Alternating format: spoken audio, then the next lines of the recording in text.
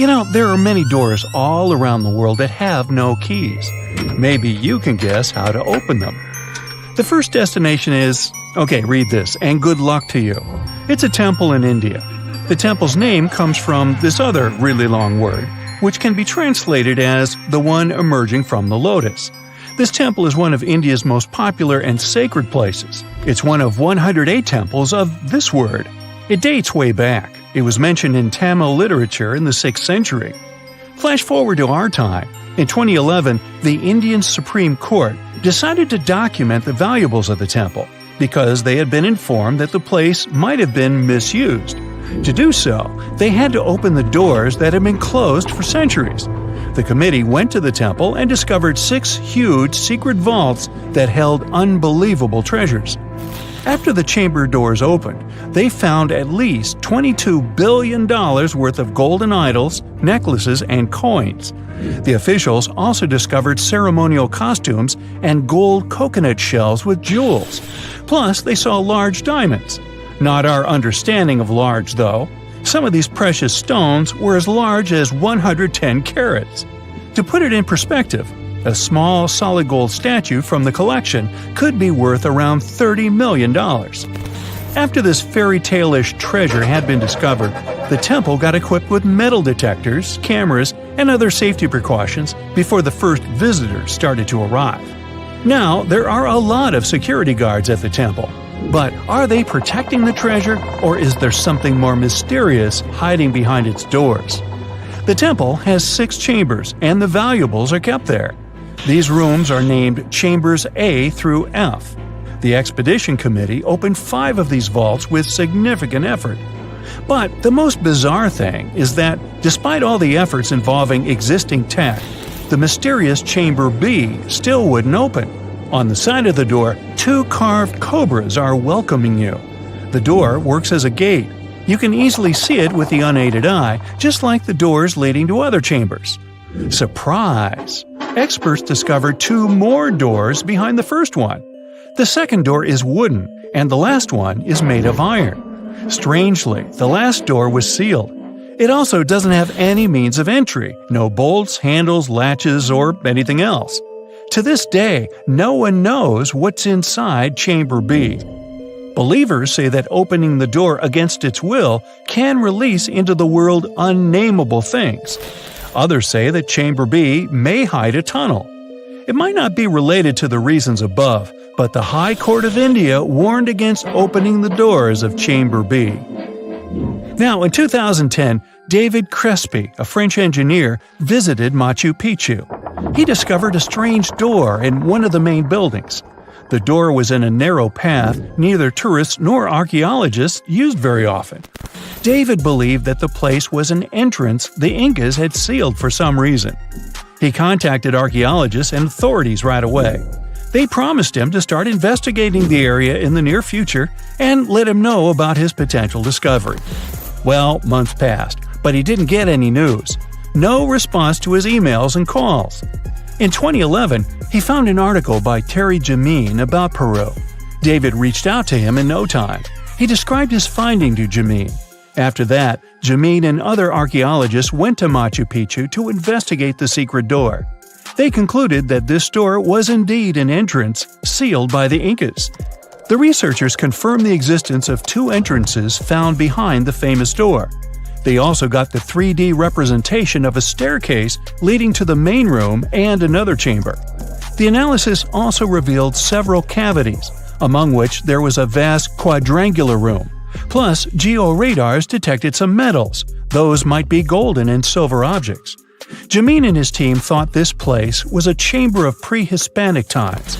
They believed the door had been sealed by the Incas to hide something important. Maybe an enormous treasure, or something no less precious. Jamin also claimed that finding this chamber could lead to the discovery of a mausoleum. Jamin submitted an official request to the Peruvian authorities for permission to open the chambers. Yet, neither his application nor requests of other archaeologists have been approved so far. Authorities claim that opening this door could cause damage on the other sides of the archaeological site. Yet the use of an endoscopic camera has confirmed the hypothesis that the stone blocks at the entrance are only there to close the passage. They are not there to support the internal structures of the building. The third mystery is in Giza, Egypt. Explorers uncovered 2 secret doors inside the Great Pyramid. There are 2 tunnels, each around 8 inches wide, that go from the north and south walls of the Queen's Chamber. But the tunnels are closed by stone blocks before they reach the outside of the pyramid. So, where are they leading to? No one really knows the true purpose of these tunnels. Some archaeologists think these doors might be hiding a yet undiscovered chamber. Egyptologist Zahi Hawass explained how these doors were first found. A robot designed for this expedition was sent inside the shafts of the Queen's Chamber to find out what was there. The research team attached a camera to the robot. The footage revealed that behind the stone door, there was another sealed door. The archaeologists were thrilled to see this door instead of just a dead end. The structure of the stone door blocks the other doors perfectly. Experts think it's an incredible bit of engineering. Now, it's not possible to reach the door because it's behind a huge stone block. But archaeologists are trying to find a way to get there without damaging other parts of the structure. These new discoveries have only raised more questions instead of answering the already existing ones. Secrets are still waiting to be revealed. Our final stop is the Taj Mahal, a monument to love. Mughal Emperor Shah Jahan made this memorial to honor the memory of his beloved wife, Mumtaz Mahal. The total number of doors in the Taj Mahal is so great, this video would be days long if we started talking about all the sealed rooms. Experts think that if someone opened these doors after they've been closed for so long, it'd release carbon monoxide. And when this gas meets the marble, it forms calcium carbonate. That's why this could lead to the appearance of cracks in the minarets of the Taj Mahal. Also, a legend says that if these doors get open, a dreadful curse will be unleashed from the mausoleum's underground chambers. And here's a bonus from Canada: the door of room 873. This is a room at the Fairmont Banff Springs Hotel, which opened in 1888. The story goes like this. Decades ago, someone committed a crime in this room. After the investigation, the hotel administration refurbished the room and rented it out to other travelers. But rumor has it, other guests who stayed in the room later also faced unpleasant situations. They reported hearing strange noises. The TV in the room kept flickering. It's guessed that the door of room 873 was sealed with bricks. Curious guests who heard these mysterious stories wander along the corridor where the room used to be and knock on the walls to contact potential ghosts. Well, which of these secret doors would you like to open? Now, how about some surreal hidden places to check out? Grab a flashlight and your backpack, and bon voyage! The trip starts in the mountainous country of Switzerland. You travel to the town of Waltensburg in the eastern part of the country. It's raining and it's very cold, but you still make your way to the bottom part of a mountain, where your first adventure awaits. After climbing up high in the mountains, you see a strangely shaped castle. To get there, you must walk up an extremely narrow pathway. Don't look down, you think to yourself. You tighten the straps of your backpack and manage to walk along the pass. Standing at the door of the castle, you really can't believe what you see: a 13th century fortress built entirely of stone. Today, all that is left of Krafenstein Castle is mainly its ruins, but their condition is good enough to get an idea of what the place looked like back in its glory days. You take your time to explore the castle inside, but honestly, this place gives you the chills and you're ready to move on. The next place on the list is Turkey. A plane and then a car ride later, you arrive in the city of Çorum in the northern part of the country. On the outskirts of Çorum, you find a valley filled with old, overgrown mountains and see the beginning of the trail you're about to hike. The way is extremely steep, but it leads to a secret door carved in the mountain. Congratulations! You've just arrived at Kapilikaya. The huge door is a massive arched stone that blocks the entrance to a hidden building. Experts think it has existed since the 2nd century BCE. Unfortunately, the huge door won't open, so what's hidden inside is a mystery today. It's guessed that there is a room inside. Some locals say there's a treasure hidden there too, but until today, no one has managed to enter the place to check. Okay, it's time to get moving before night falls. Next, you get the unique opportunity to travel to Ethiopia. Wandering around the city of Lalibela, you stumble upon a huge pit carved in the ground. You approach it carefully, and soon enough, you see a magnificent terracotta building, so richly detailed it leaves you mesmerized. But that's not all. There are 10 other pits just like this one, hiding King Lalibela's 12th century buildings. All 11 constructions are different from one another, yet share a similar recognizable style. They were hand-carved over the span of 24 years, only with the help of chisels, which is unbelievable given that these buildings are up to 50 feet high. That's about as tall as 5 African elephants stacked on top of each other, if you could do that.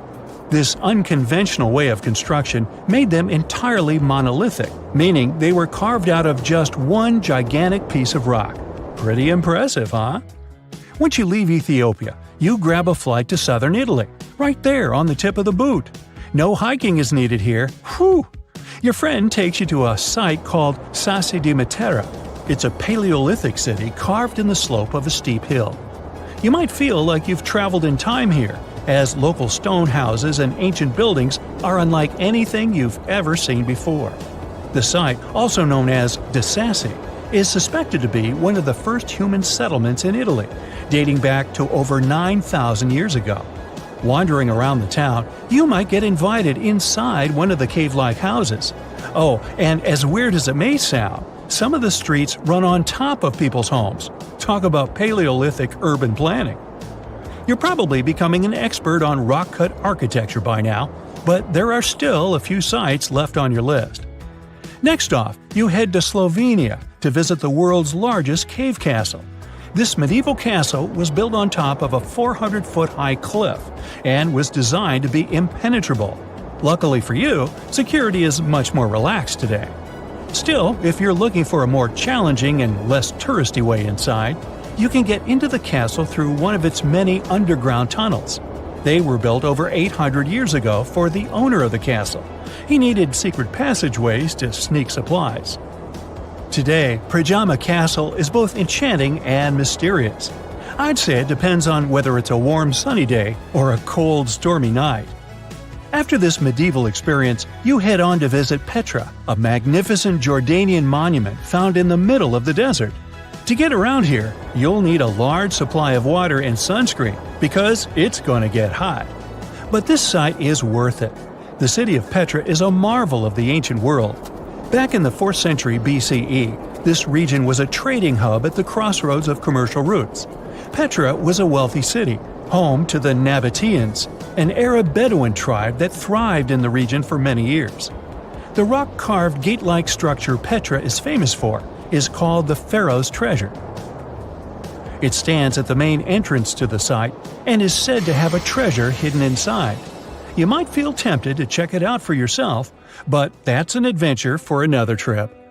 For now, you hop on another plane ride, this time to the Americas. First, you visit the USA, more specifically, the mountainous state of Colorado. You make your way to Mesa Verde National Park. There, in between the greenery and abundant vegetation, you'll find over 600 dwellings built in the cave beneath the cliff, carved deep into the mountainside. This ancient village is now considered a heritage site. The local Puebloan tribe built it back in the 1190s. One of its main buildings is called the Cliff Palace.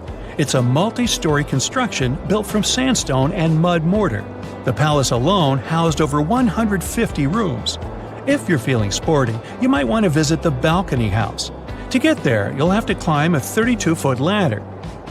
You'll get to see a mid-sized village of 38 rooms, including 2 kivas.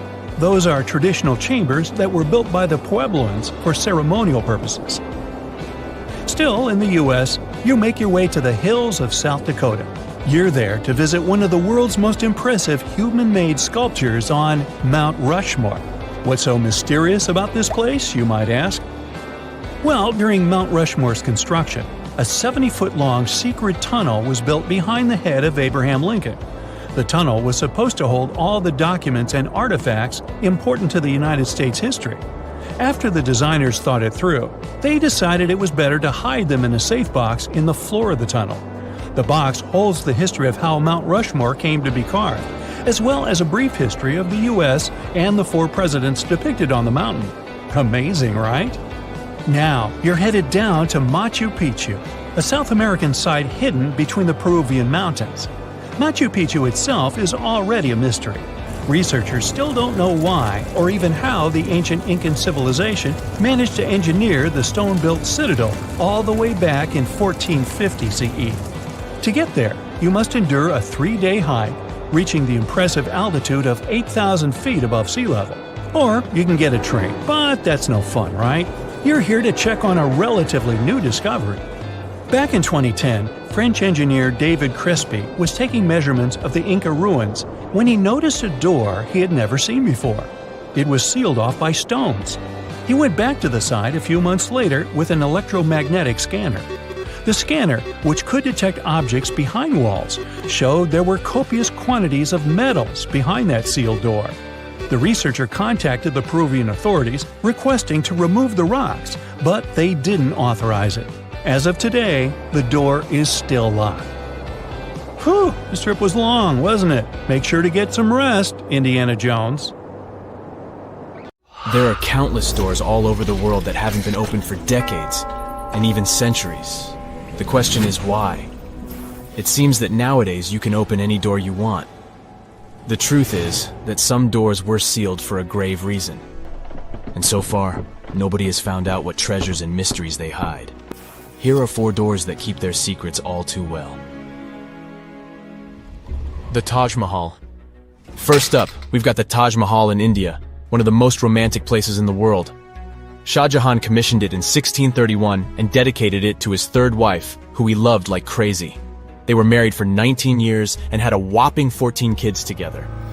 But unfortunately, she passed away while giving birth to their last baby. Shah Jahan was heartbroken and decided to build an epic tomb to remember her by. The construction took a whopping 20 years to finish. The building has quite an interesting layout. The design is super unusual with these 4 massive 130-foot tall minarets that stand on the corners of a huge platform. They're not just there for looks. Back in the 17th century, architects were having some serious issues with buildings collapsing under their own weight. So, the chief architect of the Taj Mahal made sure to place those minarets as far away from the tomb as possible. And he even tilted them in a way so that if they did fall, they wouldn't wreck the rest of the Taj Mahal. Talk about planning ahead. The Taj Mahal is hiding some crazy secrets. There are sealed rooms all over the place that nobody is allowed to enter. And if you check out photos of the building from the riverside, you can spot 2 basements. But guess what? They're sealed up too. Nobody knows what's inside or why they've been locked up since the time of Shah Jahan. Apparently, there's a good reason why those rooms are off limits. Some researchers think that they were built using marble, which turns into a different substance called calcium carbonate if it's exposed to carbon dioxide. And when that happens, little bits of marble start chipping off like crazy. To make matters worse, there's no air flowing into these rooms. That means that if too much CO2 builds up in the basement, the 4 minarets could collapse. But wait, there's more. Some people think that the body of Shah Jahan's wife can be found in one of these sealed-up rooms in pristine condition. Why not? Who knows what the mysterious rooms might keep? The Great Sphinx of Giza. The Great Sphinx of Giza is shrouded in mystery. It's not just the largest monolith statue in the world, but it's also a hybrid creature with a woman's head and a lion's body that originates from Egyptian and Greek mythology. It's also very ancient. It's estimated to be around 4,500 years old. The construction of this marvel took about 3 years and required 100 workers, who were not slaves and were treated with delicacies like sheep and goat meat. It is also thought that it used to be much more massive than it is now. Archaeologists found huge stone blocks and abandoned toolkits near the site. However, the real secrets of the Sphinx lie underground, near its paws. A group of scientists used a seismograph to detect 2 hidden chambers beneath the Sphinx's paws. Some people think that these rooms might be the legendary Hall of Records, which holds ancient scrolls revealing the secrets of the universe, I mean, that's way cooler than any library I've ever been to. Rumor has it that the Egyptians even had info on Atlantis stashed down there, which is like a super old version of a conspiracy theory. Unfortunately, we can't go on an adventure to check it out just yet. The chambers presumably have 2 entrances, but both remain sealed. The researchers haven't yet received the green light to check out their theory. Let's hope they won't keep us in suspense forever. Sri Padmanabaswami Temple. This temple is located in the beautiful state of Kerala in India. This temple is famous for more than just its breathtaking beauty. Underneath the temple there are 6 vaults, creatively named A, B, C, D, E, and F. The enormous iron doors to these chambers add to the mystery of what's behind them. A few years back, the authorities decided to open these vaults to the world, but it wasn't an easy task. You can't just open the doors and enter the vaults. It required a lot of work. It took them a while, but finally, in 2011, they opened 5 of the 6 chambers. And guess what they found? Tons of treasure. Bags of gold, precious gemstones, and priceless diamond jewelry. The estimated worth of everything found in the vaults is a whopping $1 trillion. It's like the temple was the real-life inspiration for Aladdin's Cave of Wonders. But wait, I said 5 of the 6. What happened to the last one? Vault B has remained closed, but not for lack of trying. They simply didn't manage to open it. There is even a belief that it's fatally cursed. Legend says that only a saint or sage can break the curse by chanting a specific mantra. But no one has been able to do this yet, presumably because we don't have saints or sages at our disposal. There is also rumor that in the 30s some temple invaders tried to enter Vault B to do some good old looting. But they never reached their target. Apparently terrible snakes materialized out of nowhere and chased the gang away. But of course, this is just an urban legend, and there is not proof of that. However, it is said that the Auditor General dealing with the temple claimed that Vault B had been opened at least 7 times since 1990, and nothing bad happened to anyone who entered. Who knows? Maybe we should send Indiana Jones to check it out. The First Emperor's Tomb. Deep under a hill, completely undisturbed and surrounded by dangerous traps, lies an ancient 2,000-year-old tomb. It belongs to Qin Shi Huang, the first emperor of China. He was born in the Qin state and became king when he was just a boy. But when he grew up and gained full power, he united the warring states ancient China was divided into by conquering them. After that, he created the Qin dynasty. When he died in 210 BCE, they buried him deep underground in a massive tomb. And when I say massive, I mean massive! Back in 1974, some farmers in Xi'an, China, stumbled upon something strange while digging a well, a huge terracotta soldier. This discovery led to an extensive archaeological dig that has continued for over 40 years, revealing a collection of thousands of clay soldiers. The unique thing about these soldiers is that each one has its own unique features, from hairstyles to facial expressions. It's believed that there could be up to 8,000 of these soldiers, but only 2,000 have been found so far. Interestingly, the central tomb, which is believed to be the resting place of the emperor, is still untouched. In ancient records, there are references to a vast underground city that the emperor built, complete with scenic towers, palaces, and whatnot. Sima Qian, a Han Dynasty historian, wrote that the tomb was adorned with treasures and had space for hundreds of officials, but the lack of technology to properly examine the site is what's holding things up. Qin Shi Huang was surrounded by liquid mercury in his tomb, with 2 of the streams representing the major rivers of China, Yellow River and Yangtze. The ancient Chinese believed that mercury could provide immortality, but it could have also caused the emperor's death since he regularly took mercury pills to prolong his life. The dangerous levels of mercury contamination in the soil near the tomb are the main reason why scientists are reluctant to explore it. It could be very dangerous both for people and for the environment. Now, if I had to choose which door to open, I'd probably go for the one that doesn't lead to a tomb surrounded by poisonous mercury. Call me crazy, but I'd like to avoid any potential health hazards. There are many myths around arguably the greatest structure ever built by humans, the Great Wall of China. Some say it's so grand that it's visible from space. Others claim that you can see it from as far as the moon. Other theories suggest that the builders of the wall were left inside. Well, sorry to disappoint you, but all these impressive stories are just myths. But even with those stories busted, the Great Wall of China is an impressive and truly breathtaking structure. So let me tell you its true story. Today, China is one of the most populated countries in the world, counting as many as 1.4 billion residents. It's also one of the oldest nations in the world. It has 3,500 years of continuous written history, but the civilization existed long before that. There is a theory that while the European continent, for example, was most likely reached by humans from Africa, China wasn't populated by settlers that came from somewhere else.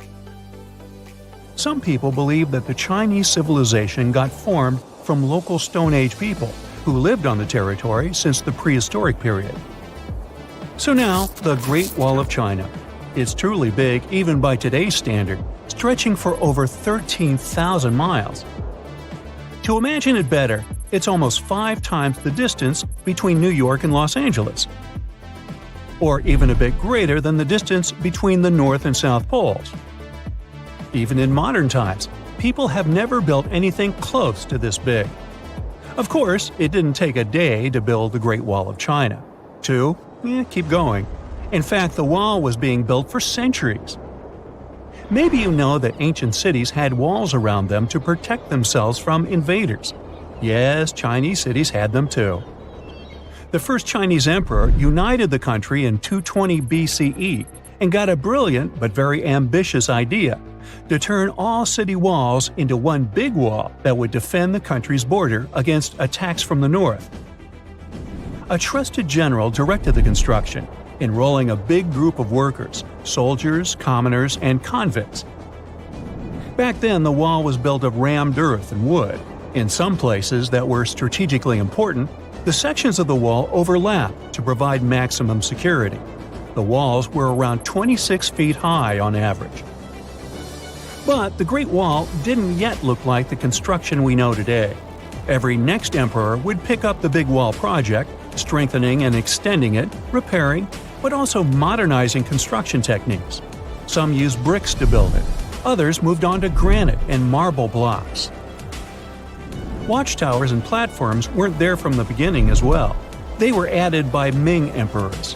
The watchtowers made it possible to communicate with other parts of the wall through smoke and fire messages.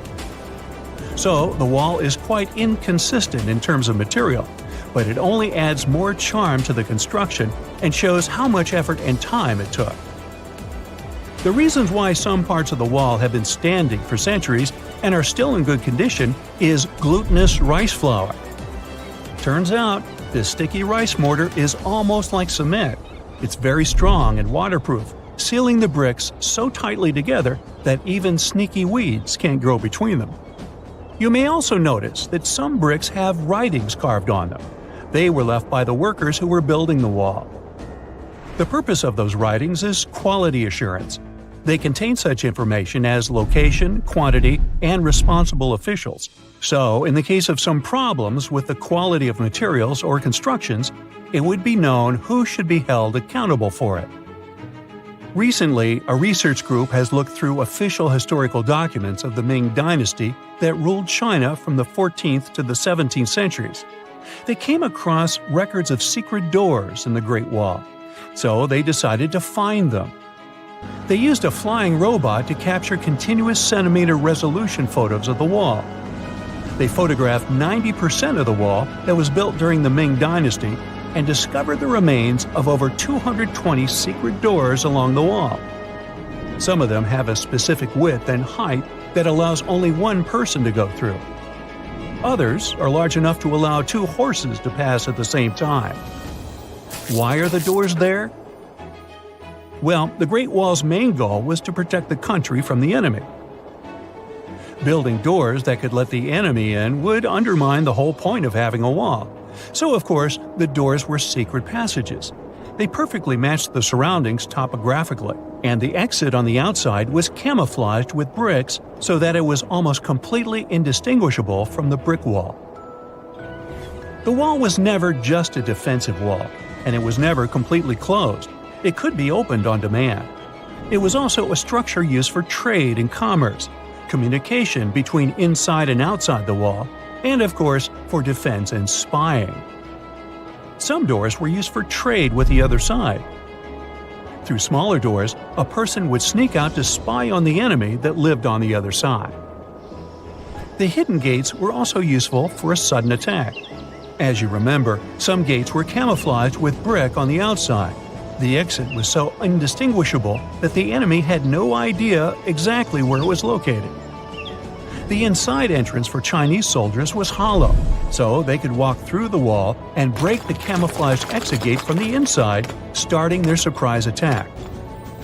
Now, even though the main point was to prevent outsiders from getting into the city, the wall wasn't too effective on that matter. It could still be climbed over or marched around. So the wall was being watched at all times, and the guards gave signals to the troops if they saw the enemy approach. Also, the wall provided more time to mobilize and bulk up the country's forces or lure the enemy troops into a difficult strategic position. The construction stopped at the end of the 19th century.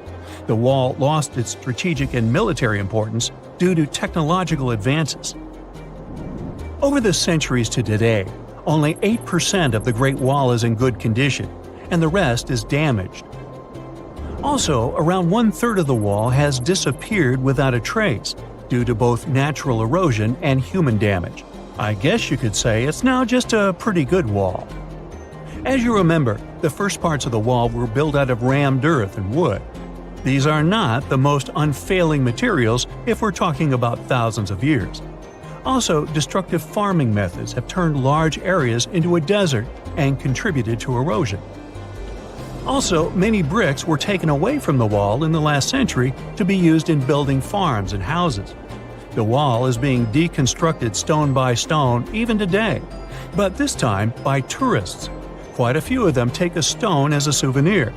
That's a total of a lot of stones, considering that over 10 million tourists visit the Great Wall every year. Since 1987, the wall has been a UNESCO World Heritage Site, highlighting that it has an outstanding importance to humanity. The wall is one of China's 56 World Heritage Sites, second place among countries with landmarks protected by UNESCO. Who's first, you ask? Well, the top spot, with 58 World Heritage Sites, belongs to Italy. And do you know that the wall isn't only a famous tourist attraction, but also the location of the Great Wall Marathon? It's a marathon that was established in 1999 and is one of the most challenging ones in the world. You guessed right, people run along the wall, including all the steps. There are 3 distances, so that participants can run a full marathon that is 26 miles, a half marathon that's 13 miles, or just have a fun run of 5 miles. So, there's a mysterious doorway in the middle of Antarctica. Some people think it's Bigfoot's vacation home, or a shuttlecraft from Star Trek, or maybe a door to Agartha, a mythical kingdom some people believe is located in the center of the Earth. Well, the scientists debunked all these poetic theories and explained that what looks like a mysterious doorway is located in an area of fast sea ice. It's offshore of the coast and is full of little islands with shallow water around them. When ice flows around hard rocks hidden underneath, it can create patterns that look odd but are totally normal. In this spot, the ice is thin, so the rocks underneath have a big effect on how the ice moves. The cold winds in Antarctica also shape the ice and snow and make it look like they're lines and shapes. So, the mysterious doorway is just a rocky ridge poking out because the ice has melted a little. The top of the doorway is the tip of the rock, and the sides are snowy trails left by strong winds blowing in the same direction. It's essentially an iceberg that got stranded and is melting in one place. One YouTuber found another out-of-place mysterious object more than 150 miles off the shore of Antarctica. a 400-foot-long ice ship. The internet went wild with theories like that the ship must have ended up there right from the Bermuda Triangle. But there was no scientific proof that it was a ship and not just a large chunk of ice. And once some other internet users revisited the place, they noticed the ice melted in the summer and the hypothetical ship was gone. Another mysterious Google Maps find in Antarctica was a pyramid. And before you make up an exciting theory about how the ancient Egyptians built a secret base here, I have to tell you it turned out to be just a mountain. It's part of the tallest mountain range in Antarctica that stretches for almost 250 miles. It's not the first pyramid on this continent, as explorers from the British Antarctic expedition found another unusually shaped mountain and nicknamed it the Pyramid. But this one didn't even have a pyramid shape. Here's one Antarctic find that definitely won't disappoint you: a giant ice shelf that reminded scientists of the Grand Canyon. A special submarine robot named RAN covered over 600 miles under the thick ice and brought back some amazing footage of icy mountains, valleys, flat plateaus, and swirly patterns made entirely of ice. One of the strangest things RAN found was giant bowl-shaped holes or scoops in the ice. Sadly, scientists lost track of the robot. They think that curious Wendell seals may have accidentally bumped into RAN and caused it to get stuck. To save energy, RAN probably shut itself down, and the scientists couldn't find it again. But the team is hoping to build a new robot and continue exploring this icy canyon to see how the patterns under the ice might change over the years. Another huge Antarctic canyon was found thanks to bad weather. A team of sound experts had to pause their work at the Casey Research Station in a storm. Instead of waiting around, they decided to use the unexpected free time to map the seafloor near Adams Glacier. And that's how they found a canyon that is almost 7,000 feet deep, almost 30,000 feet wide, and stretches over 28 miles away from the glacier. During the mapping, they discovered just part of the canyon before they had to go back to the research station. But when bad weather came in again, the ship went back and mapped more of the canyon. They were working in waves up to 13 feet high and super powerful winds, but they managed to get about 15 hours of data to complete their map. On the way back to Australia, they stopped one last time, and now they've got a full picture of the canyon. Studying it is helping scientists learn more about the history of glaciers and the interaction between the Antarctic ice sheet and the ocean. Now, there's a frozen lake in Antarctica called Lake Enigma. For a long time, people thought the lake was completely frozen solid. But during one expedition, researchers found that under the thick ice, there was a layer of liquid water about 40 feet deep. To learn more, they drilled through the ice and sent down a camera to explore what was hiding in the lake's depths. The lake's water, which they think comes from the nearby Amorphous Glacier through a secret underground pathway, was filled with strange microbial life. These tiny microbes lived in mats that covered the lake bed. Some of the mats were thin and spiky, and others looked like crumpled carpets, or even small tree-like shapes that grew up to 16 inches. Many of the microbes could make their own food through photosynthesis, just like plants do, and it gave the lake a high amount of oxygen. One of the coolest discoveries was a type of microbe which usually lives in low-oxygen places. Lake Enigma might be similar to environments on icy moons like Europa or Enceladus, so it could mean that these moons also have hidden water under their ice and possibly microbial life too. One more mind-boggling discovery from Antarctica is tiny pieces of amber in mudstone, found here for the very first time. It took scientists years of studying incredibly well-preserved fossilized roots, pollen, and spores that they found back in 2017. Amber proves that resin-producing trees once grew in Antarctica, part of a lush rainforest that existed near the South Pole during the mid-Cretaceous period. Back then, disclaimer, I wasn't around then, the trees would have had to survive through months of darkness during the long Antarctic winters. Scientists believe they adapted by going dormant for a long time. The amber pieces the scientists found are tiny, but they are beautiful shades of yellow and orange with bumpy surfaces that show how the resin flowed out of the trees. This resin likely leaked out to protect the trees from insects. It was preserved because water quickly covered it and kept it safe from sunlight and air. A scientist was browsing through satellite images for brown trails of penguin waste and found 4 new colonies of emperor penguins at the base of the globe. These new colonies likely have been around for years, though 3 of them are rather small, with fewer than 1,000 breeding penguins each.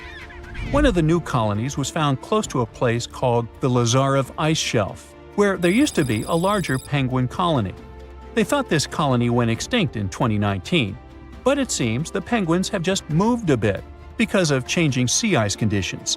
So studying them can help us learn more about how emperor penguins adapt to changes in the environment. Now, there used to be a giant river system in Antarctica 40 million years ago. Researchers found proof of it after studying soft sediments and hard rocks from the frozen seabed. They looked at tiny bits of radioactive elements, like uranium and lead, and learned that the deeper dirt came from the time of dinosaurs. The dirt closer to the surface was younger and had an interesting pattern, like the kind you see in river deltas today, such as in the Mississippi River or Rio Grande.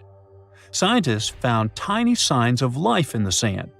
The river that once flowed here started in the Trans-Antarctic Mountains and traveled 930 miles before it reached the sea. Researchers kept studying newer layers of dirt from about 20 million years ago. They hope this will help them predict what the Earth's weather patterns might be like in the future. Have we found another civilization? Is that a door to someone's home on another planet? Can we peek through the windows? After all, it was NASA's Curiosity rover that sent this image to Earth, and right now, this rover is exploring the surface of Mars. Unfortunately, astronomers were fast to disappoint us. They claimed that it was just a natural part of the Martian landscape. There are several clues that made them think it wasn't a real door. For example, it's tiny, a mere 3 feet high. But it might simply mean the Martians aren't that tall, you may object. But scientists keep insisting that what looks like a door is actually an opening in a rock created by natural forces, like winds and erosion. The thing is, if you look at the rock attentively, you may notice strata, the layers of silt that stand out because they're harder than the surrounding material.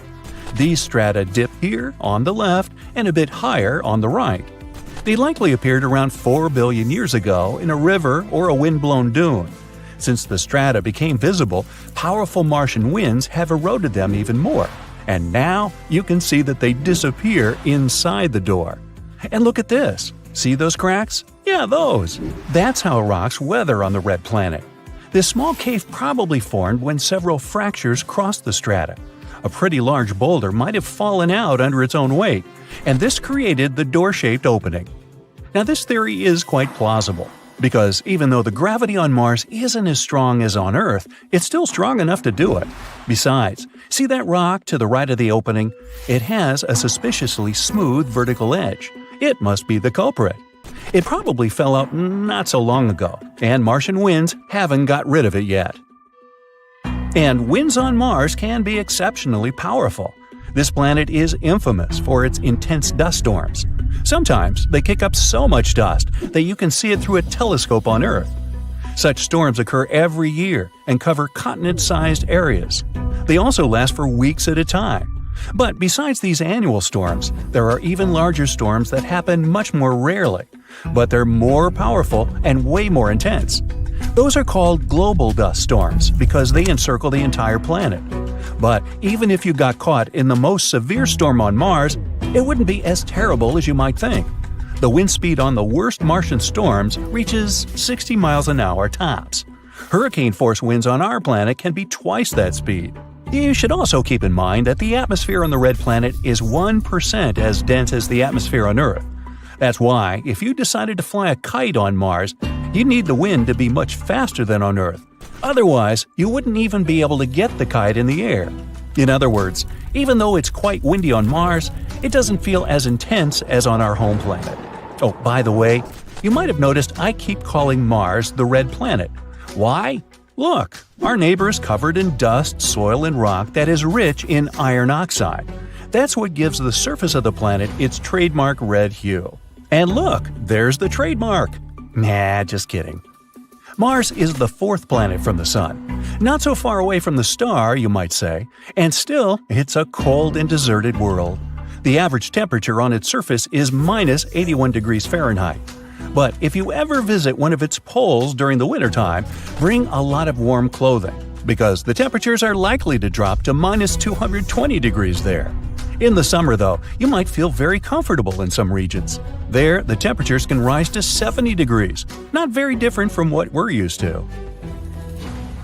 Mars is one of the most explored space bodies in the solar system. At the moment, NASA has 2 rovers roaming the red landscapes, Curiosity and Perseverance. There's also one lander called InSight and helicopter Ingenuity, nicknamed Ginny. Perseverance is the most advanced and largest rover ever sent to another world. The journey to the red planet took 203 days, and Ginny traveled to Mars attached to the belly of Perseverance. Sounds cozy. And now, I'm going to tell you something really curious. Let's say you're a Babylonian who lived around 5,000 years ago. Babylonia was an empire in ancient Mesopotamia. Just think back to 6th grade. Anyway, your neighbor comes up to you and says, "What day is it today?" And what do you answer? "It's Mars Day." Wait, what? When the ancient Babylonians created the week, they decided to divide it into 7 parts. Each day got named after some space body, like the Moon, the Sun, Venus, and so on. Mars Day was on Tuesday. The Babylonians believed that each of these space objects influenced their lives on the day named after it. And since Mars was red in color, they associated it with aggression. That's why on Tuesdays, they had special ceremonies to avoid the influence of the unfriendly planet.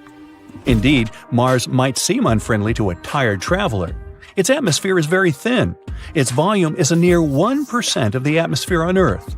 In other words, there's 99% less air to breathe on the red planet. Mars's atmosphere is mostly made up of carbon dioxide. At such high concentrations, it's toxic for us humans. And if you were looking for some oxygen to breathe on Mars, you'd come away empty-handed. There's only 0.1% of oxygen in the air on the red planet. That's definitely not enough for you to survive there. At the moment, Mars has 2 moons, Deimos and Phobos. Astronomers think they may be asteroids once caught in the gravitational field of the planet. The moons are shaped like potatoes. That's because their mass is too little for gravity to give them a spherical form. Potatoes, eh? Maybe they should be renamed mashed and au gratin. One day, Mars will get a ring of its own. It might happen in the next 20 to 40 million years. Will Brightside be there? Stay tuned. Mars's gravitational forces will tear apart the planet's largest moon, Phobos. Hey, it really will get mashed. Some chunks of the former moon will crash into Mars, and others will break apart and create the ring around the planet. This ring might exist for at least 100 million years. The surface of Mars is cut by a huge canyon system known as Valles Marineris. Sounds like a pasta sauce. If it were on Earth, it'd stretch all the way from New York to California, over 3,000 miles. At its widest part, the largest canyon on Mars is 200 miles, and it reaches 4 miles at its deepest point. If you still have difficulties imagining the sheer size of this natural phenomenon, here you go. Valles Marineris is 10 times the size of the Grand Canyon on Earth. Now, since we're on the subject of gigantic things, let's talk about Olympus Mons. This is the largest volcano in the solar system, and it's on Mars too. It's 3 times as tall as Mount Everest on our planet, and that's the tallest mountain above sea level. And the base of Olympus Mons is as large as the state of New Mexico. Now, scientists think there could have been water on Mars in the past. What made them think so? They found lots of ancient river valley networks and lake beds on the surface of the red planet. Plus, on Mars, there are minerals and rocks that could only form in liquid water. Mars might even have experienced terrible floods 3.5 billion years ago. These days, there's still some water on the red planet, but Mars's atmosphere is too thin for this water to stay in its liquid form on the surface. Now, it only exists in the form of water ice.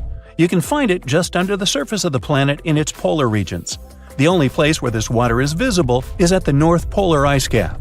Also, sometimes, salty water flows down crater walls and hillsides, and there are tiny quantities of water in the planet's atmosphere, but it only exists as vapor. So, as a vacation spot, I think I'll pass. A comfortable abode with a gorgeous view of the Mediterranean Sea will serve as a perfect rain shelter. Well, this is what a real estate advertisement might have looked like for Neanderthals 100,000 years ago. Welcome to the weird and wonderful caves you could live in, or not. Of course, back then, neither real estate and advertising had been invented yet. Never mind the fact that Neanderthals couldn't build houses and often lived in caves. Yet, one of those caves looks an awful lot like a residential building. It's situated inside a high limestone cape called the Rock of Gibraltar. If the Neanderthals had had an economy, the caves inside this rock would have cost a bundle. Navigators discovered it in 1907. They just spotted a big hole inside the fortified rock. For many years, scientists have studied this place and found some traces of Neanderthals. They discovered ancient tools in the cave and bones of old animals. But the coolest thing was, they found 4 caves inside the rock. It was like a residential complex. Neanderthals lived alongside neighbors and helped each other hunt and fish. They created feather decorations and painted abstract drawings on the walls. Imagine our ancient predecessors hanging out in these caves 100,000 years ago. And now, scientists hang out there and study the primeval past of Neanderthals in detail. At the end of 2021, archaeologists uncovered a gap inside one of the caves leading to an unknown tunnel. They crawled through this hole and opened a new space under the cave roof. This place has been closed off from the outside world for over 40,000 years. And it seems it was one of the most prestigious apartments in the entire mountain complex. It has high ceilings with ancient stalactites. The ruined stone curtains divided the apartment into several rooms. Scientists also found the remains of ancient animals and scratches on the walls. It seems that Neanderthals had never lived here, but they used to visit this place. Archaeologists found the shell of a sea snail called dog whelk. One of the Neanderthals brought it here for some reason, but the primary owners of this place were hyenas. These caves show that Neanderthals were closer to humans than to monkeys. They had a way of life and even some customs. There's still a lot of work ahead, and scientists hope to find new rooms inside this rock. Meanwhile, in 2003, archaeologists discovered another early dwelling on the Isle of Flores in Indonesia. Among the green jungle, they found a cave with ancient tools. At first, everyone thought the human ancestors lived here, but then scientists discovered an unusual skeleton of an adult. A thorough analysis showed the skeleton belonged to a 30-year-old woman, 3.5 feet tall, just above the waist of an average adult. The woman's weight was equal to the weight of an adult shepherd. The skeleton didn't belong to Neanderthals or Australopithecines. It was a new unknown species, which scientists call Homo floresiensis, or simply the Hobbit. Also, there were remains of unusual ancient animals in the cave. It was an elephant the size of a cow, some large storks, and giant rats. Archaeologists have found out that hobbits were not the owners of this place. The main inhabitants were the rats the size of a cat. Maybe they were fighting the hobbits. Some analysis shows that Homo floresiensis wasn't our direct ancestor. They were in a separate branch of evolution. The hobbit skeleton looks more like that of a monkey than of modern humans. In 2009, in the dense jungle of Vietnam, archaeologists discovered Son Don, the largest cave in the world. If you go inside the cave and shout, you'll hear your echo a long time. In some places, the height of this cave reaches half the height of the Empire State Building, and the total area is larger than one central block of New York. Son Don is one of the 3 caves in the Vietnamese jungle. Many intricate mazes connect these caves. Inside, you can find unique plants and trees that live separately from the outside world. It's a real underground jungle. In some places, you can find collapsed ceilings that let the sunlight in. Besides unusual trees and plants, ancient stalactites hang there. Some limestone deposits are more than 450 million years old. They were here even before dinosaurs appeared. There are also many rivers in the cave. Rainwater coming down from holes in the ceiling has formed them. Fast streams resemble slides in a water park. They lead to unknown underground labyrinths.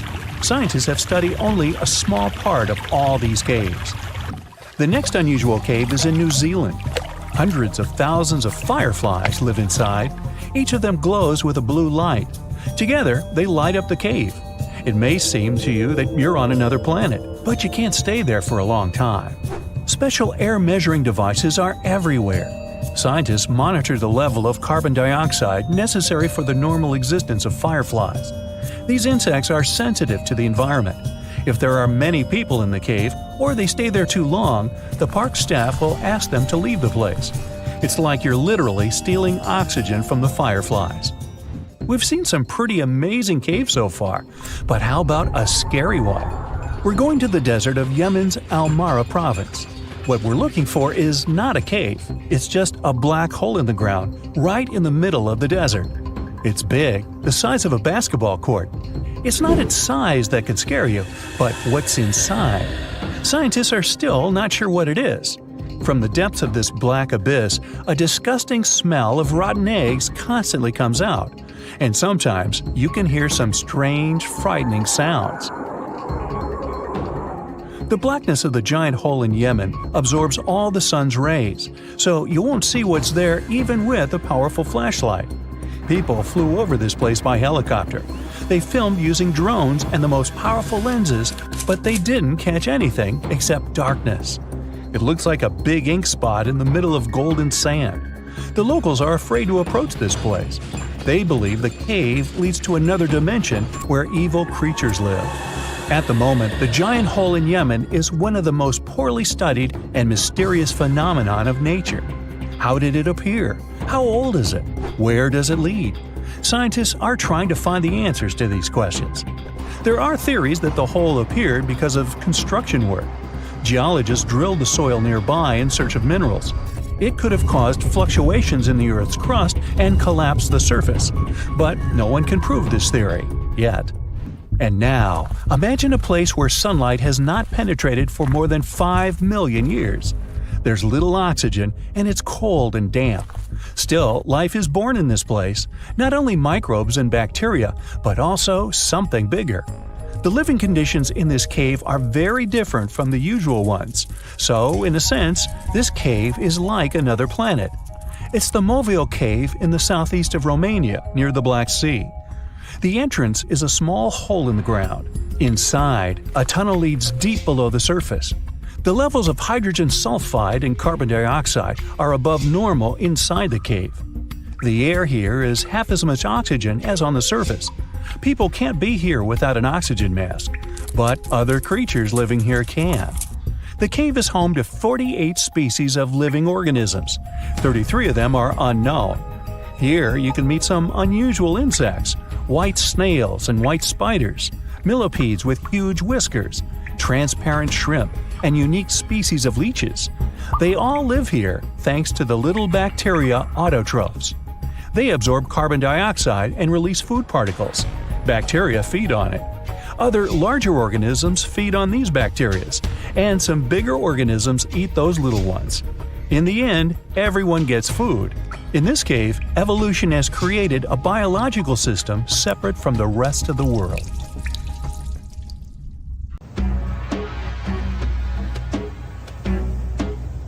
This is not a dune set. This is a very real desert in Niger. Jado was probably built by the nomadic Sao people and is filled with ksars, which are fortified houses made of salt and clay, with giant walls and secret passages. Located deep in the desert, it was once a vital stop for trans-Saharan caravans, but is now a hotspot for smugglers and bandits. The site has been off-limits since 2002 due to its dangers. The origin of the ksars remain a mystery. No archaeological studies have been conducted, leaving many questions unanswered. Even today, shifting sands reveal and conceal parts of these ancient ruins, fueling local speculation about what might still be hidden beneath the desert. Speaking of connective tunnels, scientists were blown away by the discovery of lava tubes in Saudi Arabia. These underground passages form when molten lava cools down. Researchers believe that ancient nomadic groups may have utilized these tunnels to survive the super harsh desert climates. While excavating the tunnels, archaeologists uncovered artifacts, rock art, and skeletal remains. The art and animal bones show that the people who used the tunnels were probably sheep and goat herders. They're still piecing together whether these groups lived in the tunnels for extended periods or just used them as temporary shelters. The Great Pyramid of Giza has been standing for thousands of years, but it's still hiding secrets. Using special scanning technology, scientists found two hidden structures under an ancient burial ground. The first is a shallow L-shaped structure, and below it is a much larger space that could be a final resting place or a chamber. The smaller structure was filled with sand on purpose, while the deeper one might be an empty chamber.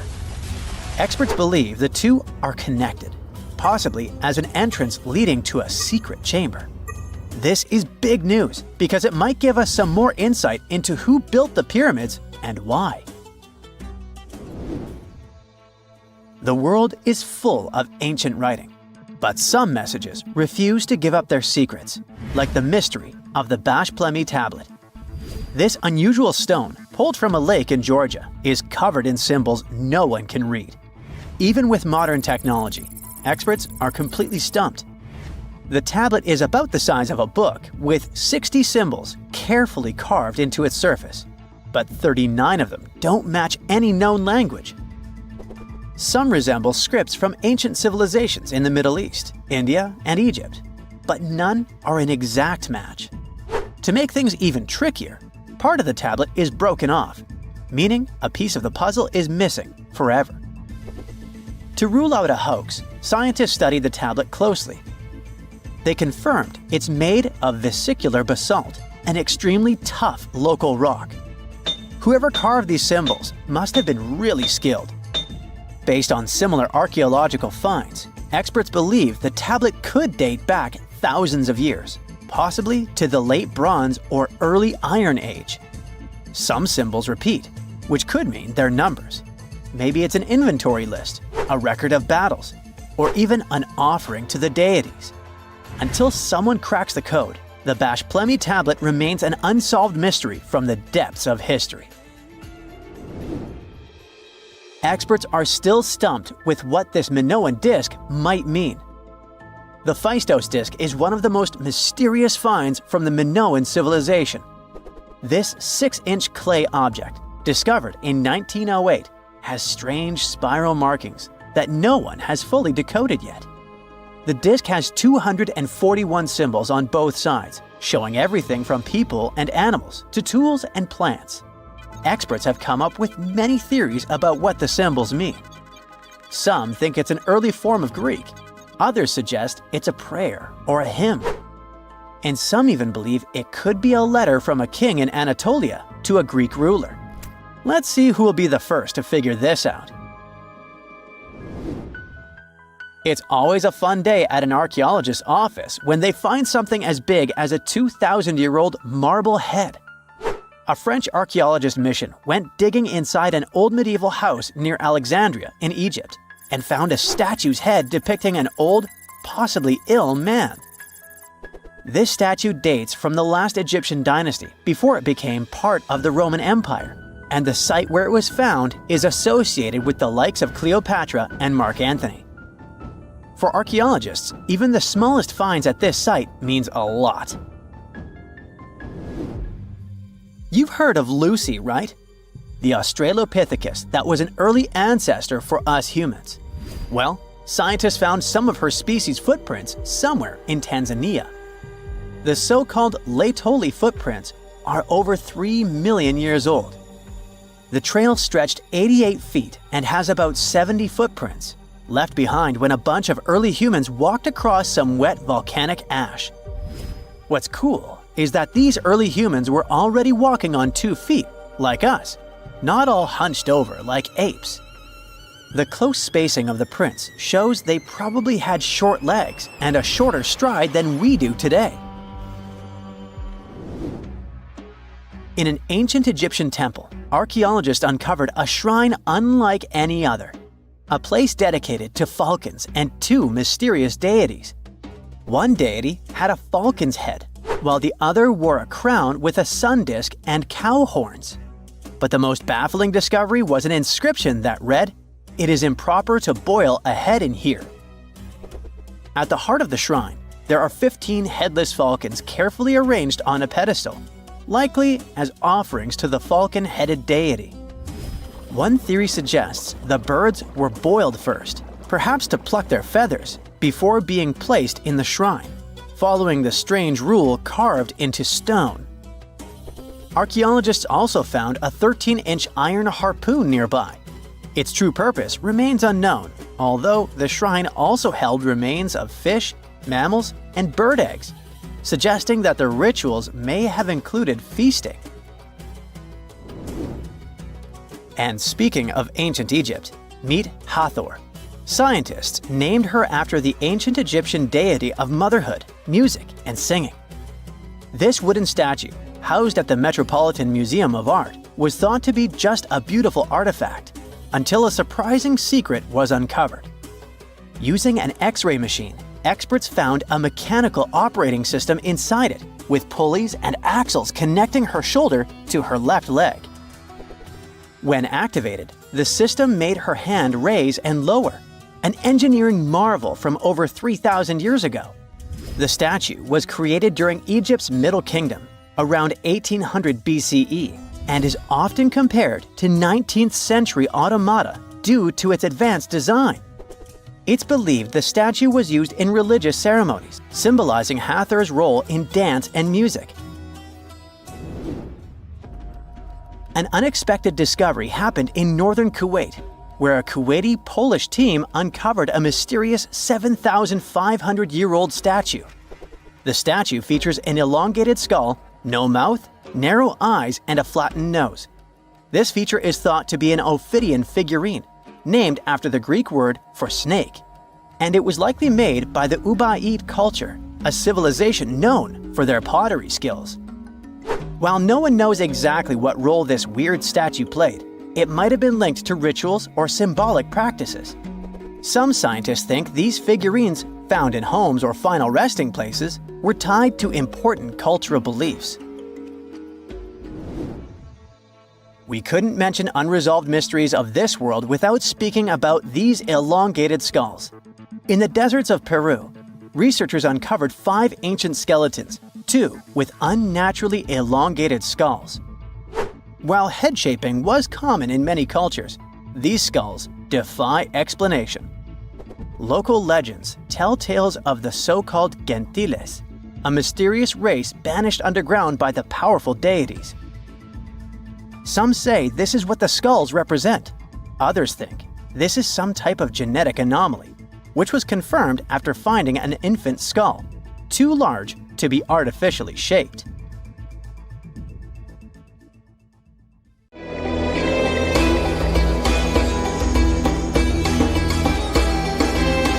The Great Pyramid was created as the final resting place of ancient Egyptian monarch Khufu.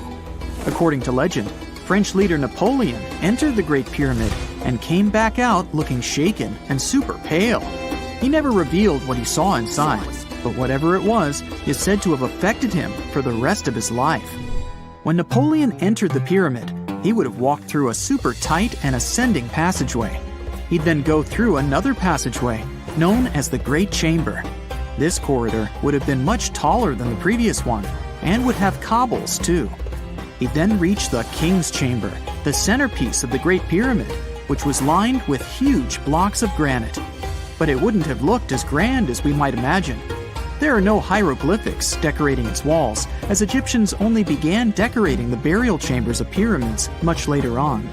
The pharaoh's tombs deep inside the pyramid would have also been filled with treasures, from chunks of gold to the world's most expensive jewelry. But this would have all been looted a long time ago. The only thing that probably would have been left in there would have been a huge sarcophagus, which would have once contained the king's mummy. He'd also have to walk past the queen's chamber. This room most likely didn't hold any queens though, as pyramids were usually only built for one person. There are mysterious tunnels leading from here. To this day, no one is really sure what they're there for. And that's not the only mysterious and creepy thing Napoleon may have encountered, as stories of pharaohs leaving ancient curses on pyramids go way back. Many pyramids had warnings written on the outside, telling of horrifying things that would happen to those who entered and disturbed the peace. We might not know what exactly Napoleon found in the Great Pyramid that scared him so much, but we know for sure what was found in Tutankhamun's tomb. Tutankhamun was an ancient Egyptian pharaoh who was only 8 or 9 years old when he took to the throne. He became a cultural phenomenon when his tomb was discovered almost completely intact in 1922. His pyramid sits in the Valley of Kings in Thebes, modern Luxor, which is in Egypt. Unlike the Great Pyramid, Tutankhamun's tomb was covered in beautiful wall decorations. The walls told the story of how he would travel to the afterlife through the underworld. Egyptians believed all people would have to take this journey, so they would fill their tombs with objects and paintings to help them get there. There'd also be spells painted on the walls. They believed this would help people pass over to the next realm. The journey would be pretty long, and for that reason, the ancient Egyptians would also fill the pyramids with food. Tutankhamun's pyramid was filled with 8 fruit baskets. They even found something called gingerbread fruit in there. The rooms were jam-packed with furniture, statues, clothes, and staffs, amongst a whole bunch of other things. You'd likely find a lot of clothes and expensive jewelry in the pyramids as well. The ancient Egyptians wanted their ancestors to travel in style to the afterlife. They put Tutankhamun in his final resting place with over 50 pieces of clothing, all of the highest quality. There were tunics, scarves, gloves, and headdresses, and a ton of jewelry. Bracelets, pendants, necklaces, rings, and scarabs for protection were all found inside. Each of them was made of gold or precious stones. There were also fans made of ostrich feathers to keep the old pharaoh cool in the hot Egyptian sun. But the temperature inside the pyramids never actually went above 68 degrees Fahrenheit. The ancient Egyptians developed a super cool air conditioning system that we don't fully understand even today. Tutankhamun's pyramid also contained 130 walking sticks made from ebony, ivory, silver, and gold to help him on his journey. There were 3 chariots hidden away in case he got tired of all the walking. They also put 11 boat paddles inside, but there was no sign of any boat. The pyramids would be littered with the pharaoh's favorite scents and perfumes. During the excavation of Tutankhamun's pyramid, it quickly became clear that it had been robbed during ancient times. There was damage to doors and traces of oils left in empty jars. It looks like someone raided the pyramid for gold and the scents, perfumes, and oils that had been left for King Tut. There was still a bit of perfume, which was made from coconut oil and frankincense, left in one bottle. It seems like Pharaoh Tutankhamun loved board games. There was an ivory traveling set of senet in his pyramid. Although we don't know for sure exactly how to play it, we have figured out it was sort of an ancient Egyptian version of backgammon. It looks like it was a 2-player game where the goal was to knock your opponent off the board. Not really sure who Tutankhamun's mummy was supposed to play with, though. The ancient Egyptians had some rituals that may seem pretty strange to us. For example, they used to shave their eyebrows off if they ever lost a cat. So it's not too surprising they put some really weird things inside pyramids. Archaeologists discovered a collection of mummified cats and scarab beetles in pyramids that date back more than 4,000 years. They were found in the pyramids of Saqqara, which is south of Cairo. They also found a bunch of makeup kits and mirrors inside. Makeup was worn proudly by both men and women in ancient Egyptian times. Eyeliner was the most popular cosmetic. The Rosetta Stone was one of the best discoveries ever made in pyramids. It was found by our man Napoleon Bonaparte and his team. It's a black granite rock that dates back to 196 BCE. It's transcribed in Greek, Demotic, and hieroglyphic. When it was translated in 1822, we got the key to understanding ancient Egyptian hieroglyphics for the very first time. The discovery of Queen Hatshepsut's mummy in 1903 changed our understanding of the Egyptians forever. After she had passed away, her successor, Thutmose III, removed most of the evidence of her reign, so we basically knew nothing about Egypt's first great female leader. She's now gone on to become one of the few and most famous female pharaohs of Egypt. Pharaoh Khufu even had a fully fledged boat in his pyramid. Archaeologists uncovered more than 1,200 pieces of a giant boat near the Great Pyramid at Giza. They reassembled the boat, and it's a whopping 144 feet long. It's most likely a solar boat, which was designed to carry the resurrected king with the deity Ra. Fun fact, the Pyramid of Giza is the last remaining of the 7 wonders of the ancient world. The other 6 are the Hanging Gardens, the Colossus, the Temple of Artemis, the Mausoleum, the Lighthouse, and the Statue of Zeus. This pyramid was also the world's tallest man-made structure for 3,800 years, and it's the biggest pyramid in Egypt. It took a staggering 2.3 million blocks of limestone, and some weighed as much as 80 tons. It took an incredible 100,000 laborers and a whopping 23 years to build. Its original height was a mega 480 feet. In 2017, archaeologists discovered something weird about Egypt's Great Pyramid. There's a hidden void that's at least 100 feet long, and no one really knows why it's there or what's actually inside it. The weird void is the first inner structure discovered within the 4,500-year-old pyramid since the 1800s. Scientists used cosmic rays to detect the massive hole, but are still no closer today to finding out what's inside. The ancient Egyptians took a lot of care building the pyramids, and everything was strategically placed and structurally sound, so it's super unlikely that this hole is due to blocks falling over time. Loads of pyramids also contain small model figurines called ushabti. These represented attendants. They believed they would come to life to serve the pharaohs in the afterlife. But it's amazing that all this stuff actually fit inside. There isn't actually a huge amount of space inside the structures. It's mostly just rock. Clouds of blazing ash obscure the sun. The ground is shaking. People are running in different directions. A volcanic eruption has begun. And it started suddenly. A small, sunny coastal town is facing one of the most devastating natural disasters. The ash will settle. Lava will spill out of the volcano's mouth. And within a few hours, the ancient city of Pompeii will be in... Wait a minute. People get into cars and drive away. This is not Pompeii. This is a modern town. Huh? Is it possible for a city to get buried during an eruption today?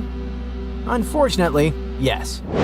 Welcome to Montserrat, which is also called the Pompeii of the Caribbean. Montserrat is not a city. This is the British Overseas Territory in the Lesser Antilles, one of the Caribbean islands. It has the Soufriere Hills volcano that turned the lives of many residents of the capital, Plymouth, into a nightmare in 1995. But what kind of place is this, and why do people live here at all? The Montserrat area is not very big. It's about 6 times smaller than the Chicago area, and there aren't many people living here. Before 1995, the population of Montserrat was about 15,000 inhabitants. It's not a lot, but the island gathered several different cultures, as it was inhabited by the Irish, Africans, and indigenous people. Montserrat is one of the youngest volcanic islands of the Lesser Antilles. Before 1995, the Soufriere Hills volcano erupted here in the 17th century. Many years had passed since then, so people were not very worried about its new awakening. They rested, worked, had fun, went boating to other islands, and all this continued for about 300 years. Then, the serene paradise life ended. In 1995, seismic activity began. It continued for several months and led to an explosive eruption in 1996. Fortunately, no one got hurt, but the real disaster hit in June 1997. Something bad started happening at the top of the Soufriere Hills. At an altitude of about 3,000 feet, the volcano began spitting out ash clouds, rocks, and hot gas, releasing its boiling innards, which were rapidly falling down the steep slope. The locals were terrified. Some people had evacuated from the island by that time. They had to leave their homes and sail away, but some locals stayed and didn't survive. The pyroclastic flow destroyed many buildings, streets, and roads. In case you didn't know, the pyroclastic flow is a dense, thick mix of volcanic ash, lava, and hot gases that moves as an incandescent mass at high speed. It burns and destroys everything in its path. On that day, the pyroclastic flow was moving at 62 miles per hour, with its temperature reaching around 1470 degrees Fahrenheit. Imagine boiling water. Pretty hot, isn't it? And the temperature of that pyroclastic flow was almost 7 times higher. One part of the inhabitants of the island moved to its northern part, and the other migrated to the neighboring islands. Since then, Plymouth has become a ghost town. Thanks to the solidified magma, you can see buildings that seem to have particularly sunk through the ground or are stuck in textures. The streets are deserted, and the roads are covered with a thick layer of volcanic mass. After the eruption, only 1,000 people stayed on the island. There are about 4,500 people living there now, all of them in the northern, safe part. The southern side of the island is now called the exclusion zone. It's divided into 5 parts: A, B, C, F, and V, the most dangerous area. Why is it dangerous? Because the volcano is still active. Periodically, it spits out clouds of ash. It can erupt with devastating force at any moment, but that doesn't stop thrill seekers. Montserrat attracts many tourists who like to walk in the picturesque areas near the active volcano. People also love the ghost town. The roofs of houses, spires, and the remains of the clock tower stick out of the solidified lava. Broken windows with torn curtains and dilapidated former hotels attract many tourists. You can enjoy the beautiful tropical northern part of the island and see the apocalyptic picture in its southern part. Locals actively promote tourism and advertise their home as the Pompeii of the Caribbean. Would you like to visit this place? Living next to a volcano is quite risky, but how about living inside a volcano? Near 220 miles south of Tokyo, there's a beautiful island of Aogashima, most of which is occupied by an active volcano. But how can people live inside a volcano and not be afraid? The answer is simple. This place is too beautiful. Besides, the last major eruption occurred there at the end of the 18th century. People don't live right inside the crater, that would be too much. A small settlement is located inside the outer wall of the crater, far from the geothermal activity and quite far from the dangerous peak. But it's still a pretty extreme place to call home. The population of the island is about 170 people, and they're not going to leave. Here you can find only one shop, one post office, free camping, and a couple of guest houses and 3 bars. It sounds pretty cozy considering that all this is located in a green paradise. But in 1785, this paradise resembled Pompeii during the infamous catastrophe. According to stories and remaining records, the first tremors occurred on May 18 or so. It was a warning of the impending disaster. At that time, 327 residents lived in Aogashima. It's not known whether they attached importance to the small earthquake, but they continued to live peacefully for another couple of weeks. The volcano's activity increased. The disaster was inevitable, so evacuation from the island began on June 4. Unfortunately, it was too late. There were earthquakes, terrible roars, and streams of hot lava that covered trees, roads, and houses. Many didn't survive that day. And still, the descendants of those who escaped from the island that day now reside in Aogashima. Aren't they afraid of another eruption? They look at this situation differently. Nothing can stop nature, so there's no point in resisting. And if there's no eruption, then it's better to enjoy the picturesque views and the relaxed rhythm of the island. Few people live there, and there's almost no urban entertainment, but still, you can find what to do. In the afternoon, you can walk along the Green Mountain Range and enjoy the view of the Philippine Sea. You will feel one with nature, beautiful birds, the warm sun, and the physical exertion of the trip. It will all charge you with energy and inspiration. You can also go fishing, camping, or chat with the locals. At night, you can look at the stars. The night sky is perfect in Aogashima. Away from city lights, there's a low level of light pollution. A detailed star map can help you study celestial bodies without a telescope. Since the place is essentially an active volcano, you can find many geothermal springs there. One of the coolest and most popular places to visit is Aogashima Furiai. It's a sauna that uses volcanic energy to maintain high temperatures in the steam rooms. And outside the rooms, you can also find hot air vents for cooking. How about an omelet fried in volcanic heat? Sounds appealing. Of course, it's quite difficult to get to this place since Aogashima is a very remote island. You first need to get to the nearest larger island, Hachichojima. There are regular flights to it directly from Tokyo. You can also choose a more romantic trip and take an overnight ferry. It's only 2.5 hours by boat between Hachichojima and Aogashima. But if you've spent enough money, you can pay for a helicopter trip and spend a mere 20 minutes to get there. It wouldn't be surprising if you wanted to stay on the island forever after visiting it for the first time. A measured life in nature or the bustle of the concrete jungle? Which one would you choose? But don't forget that at any moment you can feel the ground tremble. But let's hope there won't be any eruptions soon. Not many civilizations are as mysterious as ancient Egypt, a powerful empire that lasted over 3,000 years. It gave us pyramids that still stand and myths that still inspire. It's one of the most explored places on Earth, yet somehow we still find exciting stuff. In Abydos, archaeologists just uncovered a 3,600-year-old royal tomb. It's huge! It has golden hieroglyphs of deities covering the entrance, but the pharaoh's name? It's not there. It's missing. Who was this ruler, and what new chapter could this open in Egypt's story? If there's one place in Egypt where the line between life and demise feels thinner, it's Abydos.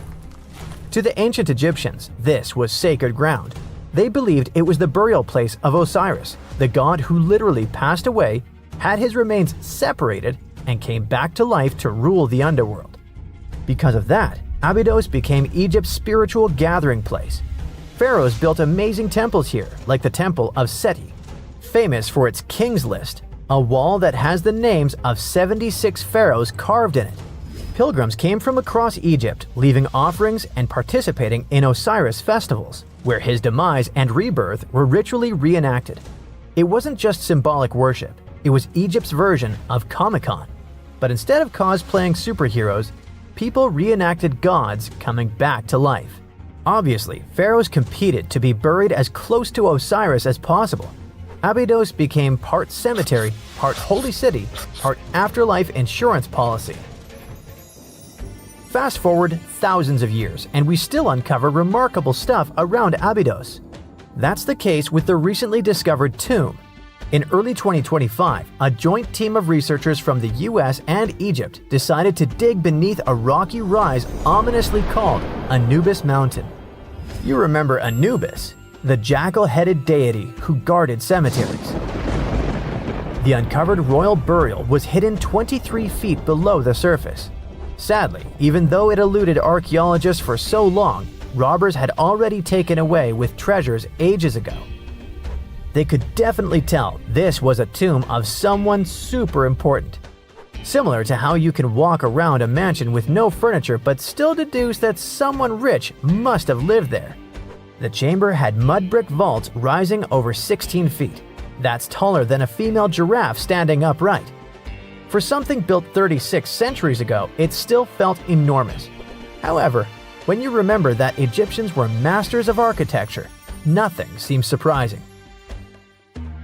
So no treasures, no golden mask, and sadly, no name. The cartouche that should have spelled the king's identity was unreadable. Egyptian tombs usually bragged about who was inside. In ancient Egypt, a cartouche was basically a big oval name tag for kings wrapped in hieroglyphs. Think of them as VIP passes that worked in both this life and the next. Without it, your soul couldn't check into the afterlife hotel. That's because to the Egyptians, your name, your Ren, wasn't just so your teacher could distinguish you from kids with the same haircut. It was a core part of who you were. As long as your Ren survived, so did you. To have your name forgotten was considered a fate worse than passing away. A soul cannot journey without a name. That's why you'd see cartouches all over the place, on temples, obelisks, jewelry, statues, and tomb walls. It wasn't there just for the marketing. It kept the pharaoh's presence front and center everywhere you looked. Imagine building a massive tomb only for 3,600 years later to walk in and go, who is this guy again? Not cool at all. That's why it's fair to imagine our nameless pharaoh haunting the robbers for all eternity. So yeah, cartouche was considered very significant. One of the most famous and mind-blowing examples comes from the tomb of Thutmose III. His burial chamber and sarcophagus were literally shaped like a cartouche. In other words, the entire room was a living architectural symbol of his name. Thankfully, in the recently discovered tomb, not everything was erased. Painted in golden hues at the entrance were two familiar guardians, deities Isis and Nephthys. Isis was the magician who stitched Osiris back together and breathed life into him. Nephthys, her sister, was the eternal mourner and protector of the mummy. Together, they promised that whoever rested here would not face the afterlife alone, and it's one additional proof of the importance of the mysterious pharaoh. So, who could this be? To answer that, we need to go down history lane. This tomb dates back to Egypt's messy chapter called the Second Intermediate Period. Instead of one ruler in charge, the country had many rival kingdoms, each with its own little power base, like a real-life Egyptian version of Game of Thrones. And right in the middle of that chaos was Abydos. For a while, it was home to its own line of kings, the so-called Abydos dynasty. Those weren't the pyramid builders everyone knows, and that's why they're so mysterious. They left behind almost nothing. No great monuments, no sprawling cities, just fragments of names on broken blocks. For centuries, many scholars even doubted they existed at all. That sorta changed in 2014, when archaeologists uncovered the tomb of Senebkay, one of those shadowy kings. Now, everything we know about Senebkay points to him having quite a story to tell. His bones revealed 18 deep wounds, the kind you get in battle.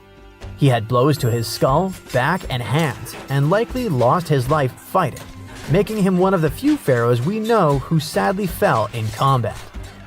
His tomb was modest, with reused artifacts from earlier kings, but it delivered one priceless thing: proof. Until Senebkay, the Abydos dynasty was just a theory. With him, it became real. And that's why the new discovery could be a big deal. The newly uncovered royal tomb at Abydos shares the same layout and style as Senebkay's. It has limestone chambers, mud brick vaults, and protective deities, although it's much bigger.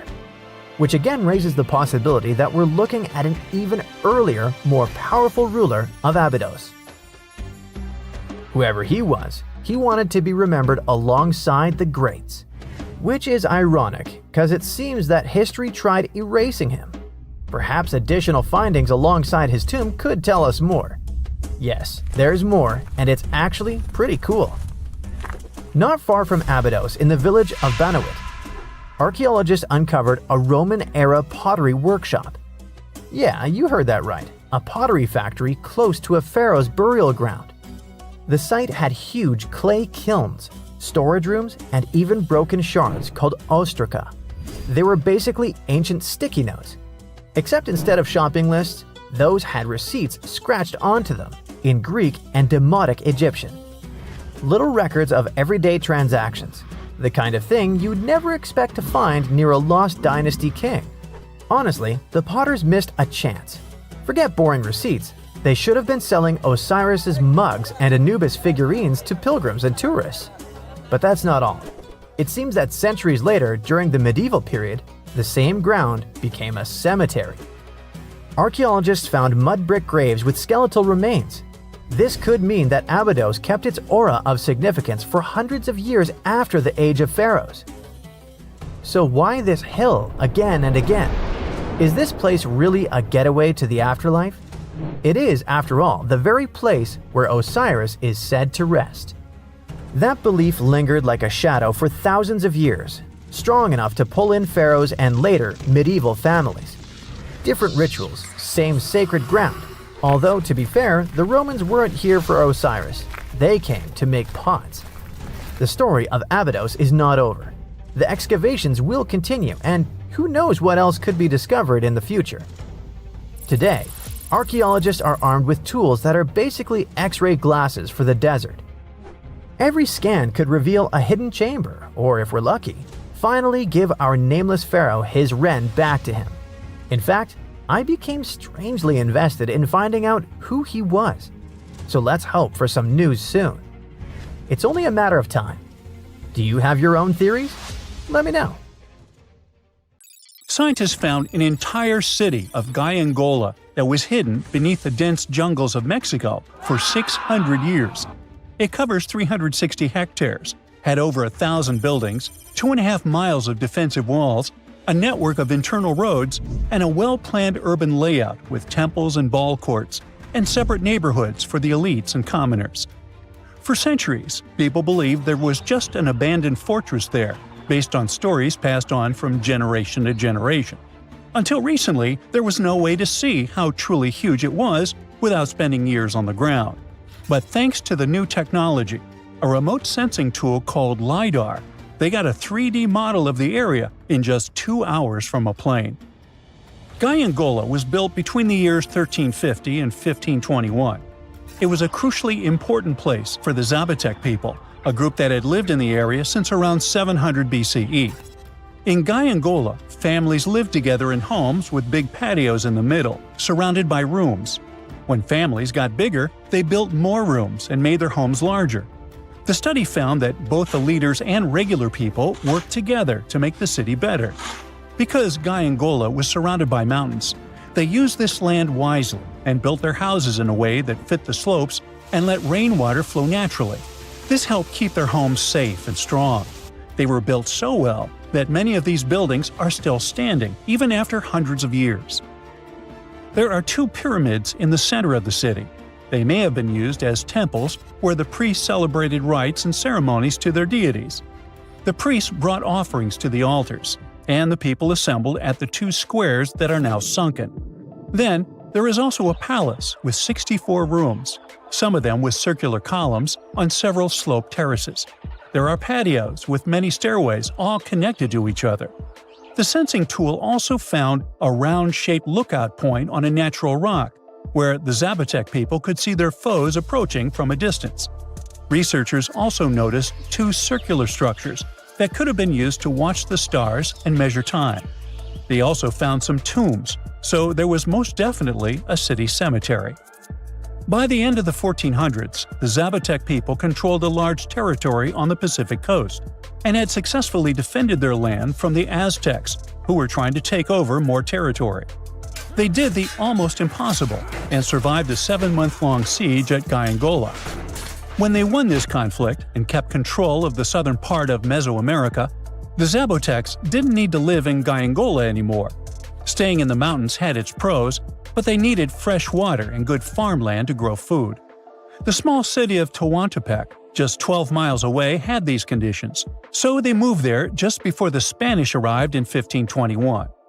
Over time, Zapotec traditions started to fade, but their culture didn't disappear completely, and more than 300,000 Zapotec people still live in Oaxaca state in Mexico. They speak their own languages and keep their traditions alive. Creating the 3D model of the lost city is just the beginning of the research. Archaeologists hope that future studies of Gaiangola will help us learn more about how the Zapotecs were organized, how they ruled their cities, and how they interacted with the Spanish when they arrived. They plan to study all 1,100 buildings found in the LiDAR scan, and it will take a few years. Instead of digging up the ruins, they will use special technology to scan the land and learn more about the city without damaging it. This same tech helped scientists find another massive ancient city that lay hidden beneath the thick green canopy of the Amazon forest. A whole network of houses, plazas, roads, and canals was hiding in the shadow of a mighty volcano. For centuries, many scientists assumed that ancient Amazonian people lived in tiny huts, clearing patches of land to survive. But this city, built 2,500 years ago and inhabited for 1,000 years, proves the opposite. Now, scientists think tens of thousands or even hundreds of thousands of people lived in complex urban societies. Scanning the area found 6,000 rectangular platforms, each measuring around 66 by 33 feet, and standing 6 to 9 feet high. These structures were arranged in clusters around central plazas, with straight roads with perfect right angles and paths connecting them. One of the roads was 16 miles long. Building straight roads like this is far harder than just following the landscape. Some of these roads may have had deep spiritual or ceremonial significance. The volcano's rich soil helped the civilization thrive, but it may also have led to its downfall. Researchers also found signs of threats to the cities, such as ditches that blocked entrances to the settlements. Maybe some people living nearby were trying to get in. The next step for the researchers will be studying the adjoining 116 square miles to know more about this large, complex society that could be bigger than the well-known Mayan societies in Mexico and Central America. Meanwhile, in 1963, a man in Turkey discovered an ancient city while renovating his own house. He knocked down a wall in his basement and found a mysterious room. He kept digging and saw a tunnel. It led to the Derinkuyu underground city. It's one of the deepest multi-level underground settlements in Cappadocia and in all of Turkey. The inhabitants lived on 8 levels and had access to cellars, storage areas, chapels, a school, a study room, and other structures. All floors were connected by an extensive network of tunnels. The underground city was probably built as a shelter. The construction is hiding at 279 feet deep, and you can't see it from the outside. The complex was large enough to shelter about 20,000 people with their livestock and food supplies. There was also a 180-foot ventilation shaft. Archaeologists believe that Phrygians first built the levels. The Romans used and enhanced the structure later. The golden time of Derinkuyu was during the Byzantine era. The next lost and found city appeared only in a few inscriptions and ancient texts, so no one could be sure it really existed. Scientists searched the majority of the coast of Egypt until one archaeologist and his team detected a colossal face looking at them from under the water. The ancient city of Thonis Heraklion was discovered completely submerged 4 miles off Alexandria's coast. In the ruins of the lost city, there were 64 ships, 700 anchors, and a treasure trove of gold coins. Archaeologists believe the 16-foot-tall statue and the temple remains are the most important findings discovered by the expedition. Back then, the city had ceremonies and celebrations that took place in the Temple of Ammon. The ruins and artifacts were made from granite and diorite, so they were in good condition even after having been in contact with water for centuries. They give people a glimpse into what life was like 2,300 years ago in one of the most important trade ports of the world. The city had a network of canals, sort of like an ancient Egyptian Venice. The canals linked many separate harbors and anchorages. Towers, temples, houses, and other structures were also linked by bridges. Thonis Heraklion was the country's main port for international trade and the collection of taxes. No one really knows how the city ended up submerged, but archaeologists connect it with natural causes. At the end of the 2nd century BCE, most probably after a flood, it got covered with water. Then Alexandria, the city founded by Alexander the Great, became more glorious than Heraklion. Before Alexandria's fame, Heraklion was the main port of entry to Egypt. So after the tragedy, many ships heading for Heraklion had to change their route and go to Alexandria. Heraklion lost its glory until its discovery in 2000. Egyptian archaeologists made an extraordinary discovery near Cairo just recently. Drumroll, please. The most ancient and most complete mummy yet discovered in the country. Yes, they were keeping it under wraps. The 4,300-year-old mummy was found in a group of tombs close to the step pyramid of Djoser, dating back to the Egyptian Old Kingdom. It was covered in layers of gold. The team also found several other tombs, including one belonging to an ancient Egyptian official and another belonging to a secret keeper who had the power to perform special ceremonies. Another interesting tomb was that of a writer, which featured the largest statues ever found in the area. This vast burial site is also home to more than a dozen pyramids and resting grounds. Probably one of the most famous mummies in the world is that of Hatshepsut. She ruled Egypt like a boss for around 20 years, building all sorts of impressive buildings and creating new trade routes. But when archaeologist Howard Carter found her tomb in the Valley of the Kings, her sarcophagus was empty. However, Carter did find 2 coffins in another tomb, one of which belonged to Hatshepsut's wet nurse and the other to an unknown woman. In 2006, a team of specialists decided to investigate whether that mysterious lady was the queen herself. They found a molar tooth in a wooden box with Hatshepsut's name on it, and when they compared it to a gap in the mummy's mouth, it was a perfect match. Ramses II was a pretty impressive ruler, but it was his mummy that eventually made history.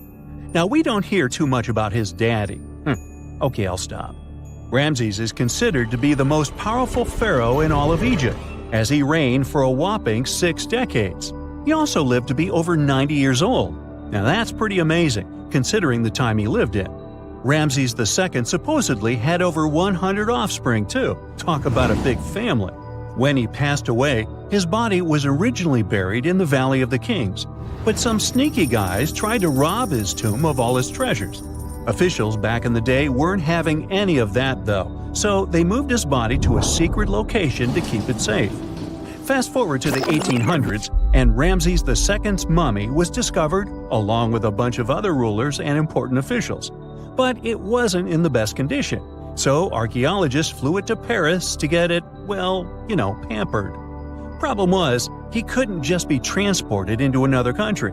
The only solution available was to give Ramses II his own passport. His occupation was listed as king, and the document even featured his photo.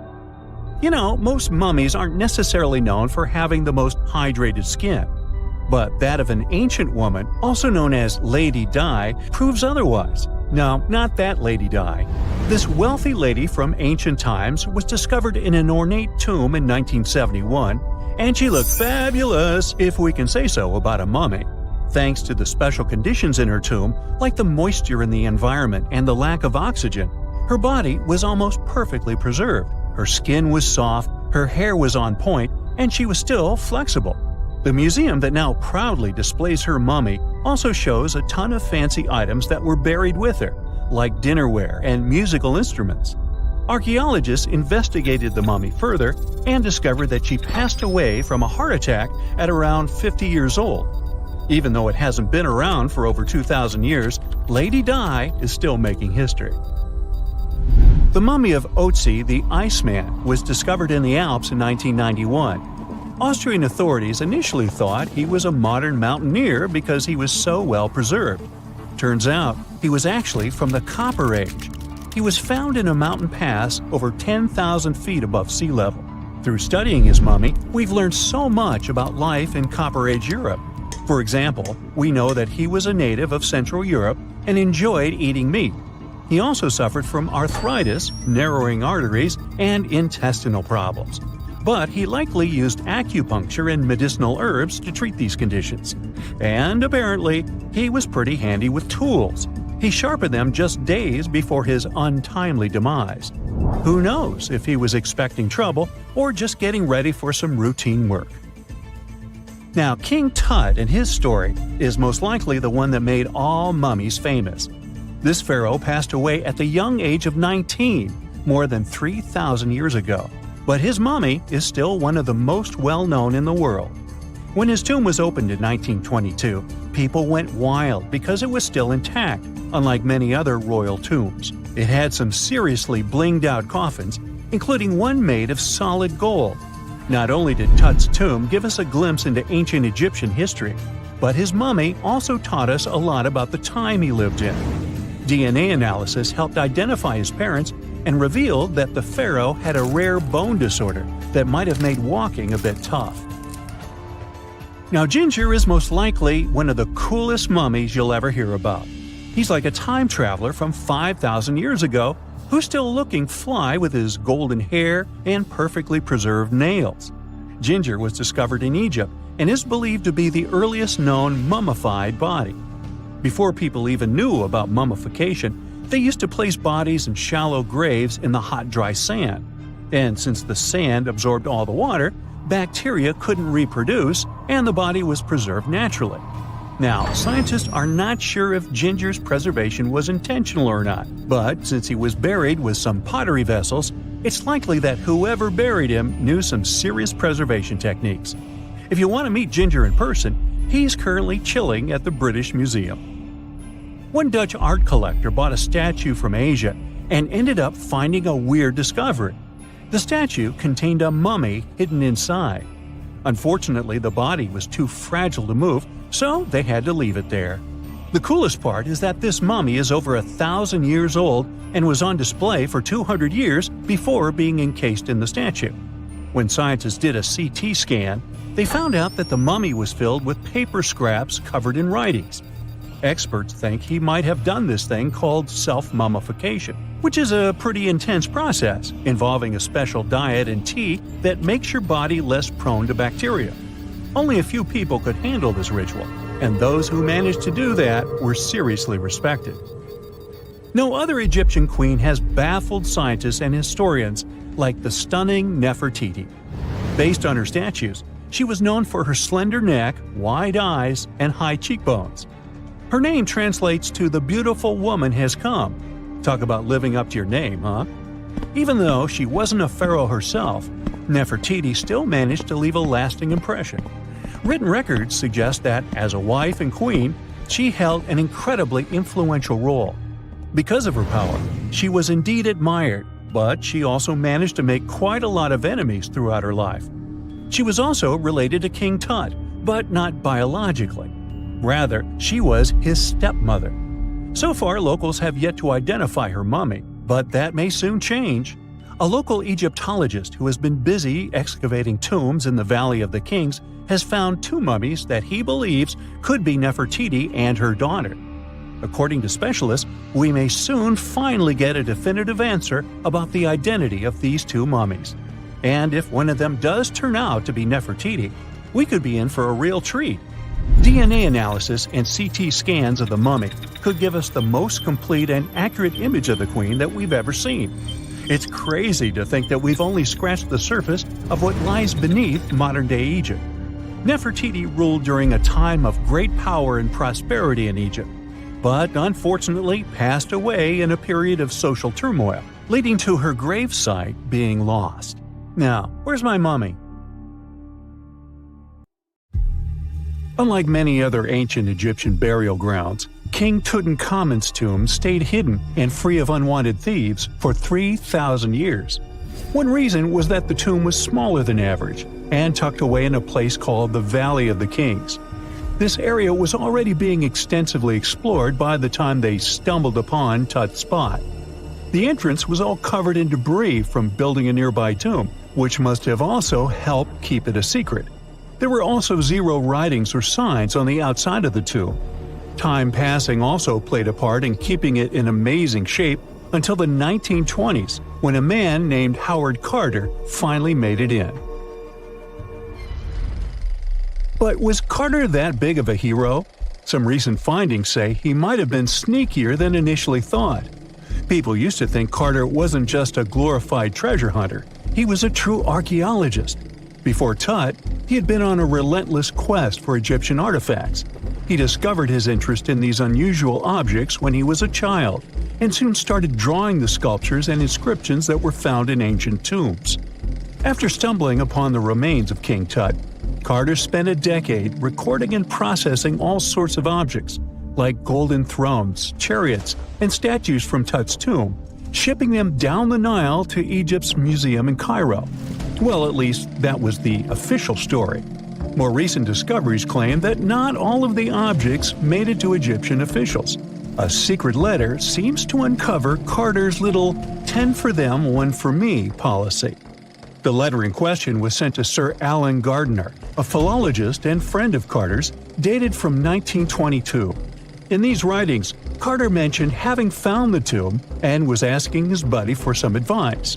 In another letter from 1934, Gardner seems to be thanking Carter for an amulet, which was sent to him as a thank you gift. Carter was adamant that it didn't come from Tut's tomb, but evidently it did. Even the British director of the Egyptian Museum was onto Carter's sneaky endeavors, but couldn't prove it. He compared Gardner's amulet to others from Tut's tomb, and lo and behold, they were a perfect match. Gardner was so disappointed to have been put in such a sticky situation that he vented to Carter in another letter. Deciding to be a good friend, Gardner didn't throw the famous archaeologist under the bus. Instead, he advised Carter to take those stolen goods back to Cairo, just like he'd advise you to like this video and subscribe to the Brightside channel for more amazing videos on the most unique topics in history. It's not the only shady piece of information on Carter's post-discovery behavior. In 1947, a man named Alfred Lucas, who used to work with a controversial archaeologist, gave some information in an obscure journal in Cairo. He claimed that Carter sneakily cracked open the burial chamber door himself. Then he sealed it back up like nothing had happened before the official uncovering. Now, why would he do that? Well, the same theory suggests that Carter and his crew might have entered the tomb early so they could get their hands on some ancient goodies. Obviously, these people couldn't risk having such objects sold while they were still alive, but made sure they were auctioned off after they passed. Carter, though, never confessed to anything. He made no official denial either, but the Egyptian government couldn't risk any more mysterious disappearances, so they prohibited him from entering the tomb for a while. Some have connected this apparent stealing to the curse of King Tut. If you've never heard of it, know that it became quite the scary tale soon after King Tutankhamun's resting place was uncovered. It claimed that anyone messing with the tomb of the boy pharaoh would face some serious bad luck. It's not all dramatic like a mummy going on an aggressive spree, but word got out that the people involved in disturbing King Tut's lair met some mysterious, untimely ends. The main untimely passing related to this supposed curse is that of George Herbert, the 5th Earl of Carnarvon. He was this British aristocrat who helped fund the search for the tomb. He passed away just a year after the tomb was opened. Now, people love to call it mysterious, but it turns out that Herbert was already in pretty bad shape health-wise when he got to Cairo, and he ended up getting taken down by a regular disease. Now, let's talk numbers. There were a lot of people linked to this tomb opening: security guards, archaeologists, and supporting staff. And sure, a few of them did pass not long after the tomb started receiving visitors. As much as we'd like this curse to be true for the sake of, good storytelling, statistically, if you have a bunch of people connected to opening a tomb, you'd expect some passings just by random chance. The average lifespan for those supposedly targeted by the ancient curse was more than 20 years after the spell was supposed to kick in. Herbert's daughter even lived until the 1980s, that's half a century later. And Howard Carter himself lived until 1935, a solid 16 years after the big reveal. Some have suggested that the whole curse was nothing more than a careful PR strategy. You see, when Tut's tomb was found, Howard Carter wanted to make a priority out of keeping nosy reporters away. So he might have come up with a curse hanging over anyone entering the boy king's resting place. But what was stolen from King Tut's tomb anyway? Well, some jewelry to begin with. It might have been snatched by Howard Carter himself, according to a French specialist.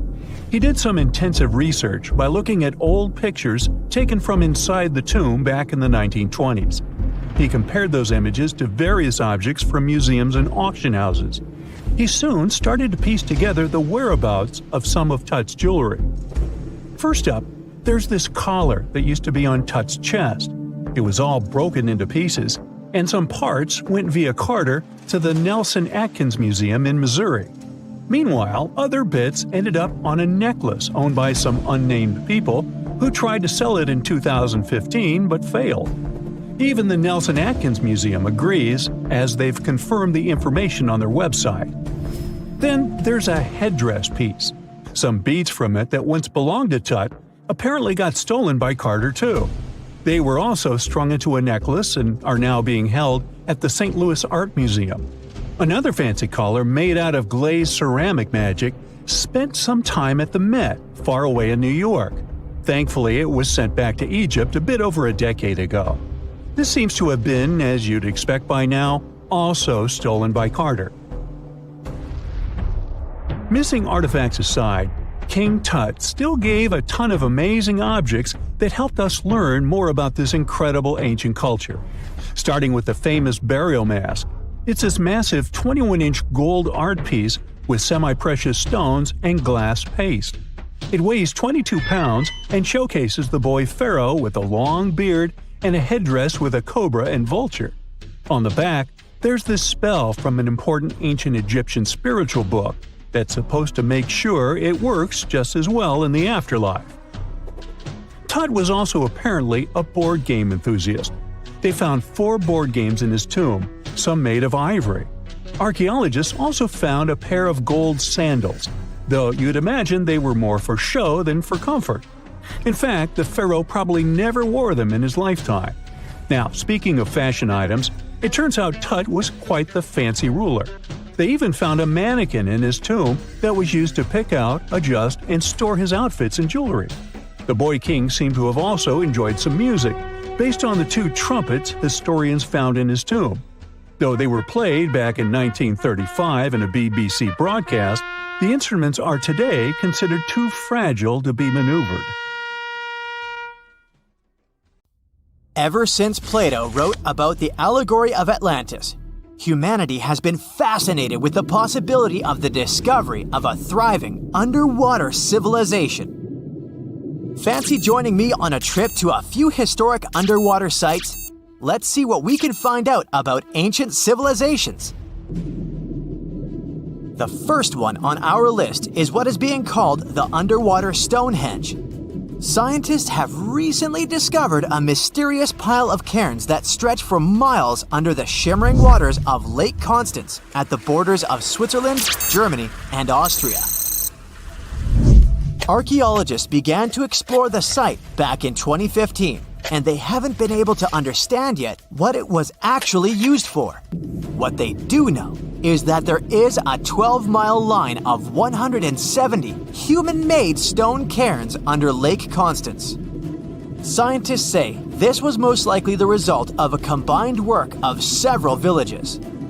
The cairn site was probably used for some collective purpose. The formations are huge. Some of them are several dozen feet wide. The most amazing discovery so far is that the site dates back to around 5,500 years ago. Now, what were we humans doing back then? We were living in the prime years of the so-called Stone Age. We were beginning to make artifacts from stone and use them to hunt and eat. Can you imagine what a knife and fork might have looked like back in those days? It's no coincidence that scientists call this site the underwater Stonehenge, though. Both sites are believed to have been built around the same period of time. You see, Stonehenge dates back to around 3100 BCE. Both sites carry the distinct characteristic of stone monuments built in a circle. Not to mention the fact that scientists also haven't figured out why on earth our early ancestors would feel the need to build a monument such as Stonehenge. Well, the mystery of Lake Constance hasn't been solved yet. Who were the Neolithic people from this area? And for what purpose did they go through such an amount of work and effort to build this huge stone site? Next, we're taking you on a tour of the Ryukyu Islands just off the coast of Japan. You're diving deep down to an archaeological site. But I should warn you, the waters of the Pacific Ocean are far from smooth. It doesn't take long before you see a huge structure, thanks to the sunlight shining down on the seabed. At first, it looks like Machu Picchu's ruins located across the globe in Peru. As you approach the site, you slowly figure out its forms. A pyramid-shaped structure, arches, staircases. It's something that could have easily been a palace or a castle. Could this be a sign of human activity? What you've just seen is known today as the Yonaguni Monument. It also goes by the name of Japan's Atlantis. The entire monument is about the size of 5 soccer fields and the height of a 5-story building. Its most surprising feature is its expanse of terraces. Explorers and scientists believe that Yonaguni might be 10,000 years old. But whether it's a human-made structure or a natural formation is still under debate. For Japan's top marine geologist, Professor Masaki Kimura, Yonaguni is the heritage of a lost civilization. Kimura has dived to the bottom of the ocean to explore the ruins over 100 times over the past 10 years. According to him, there are clear signs of human activity down there.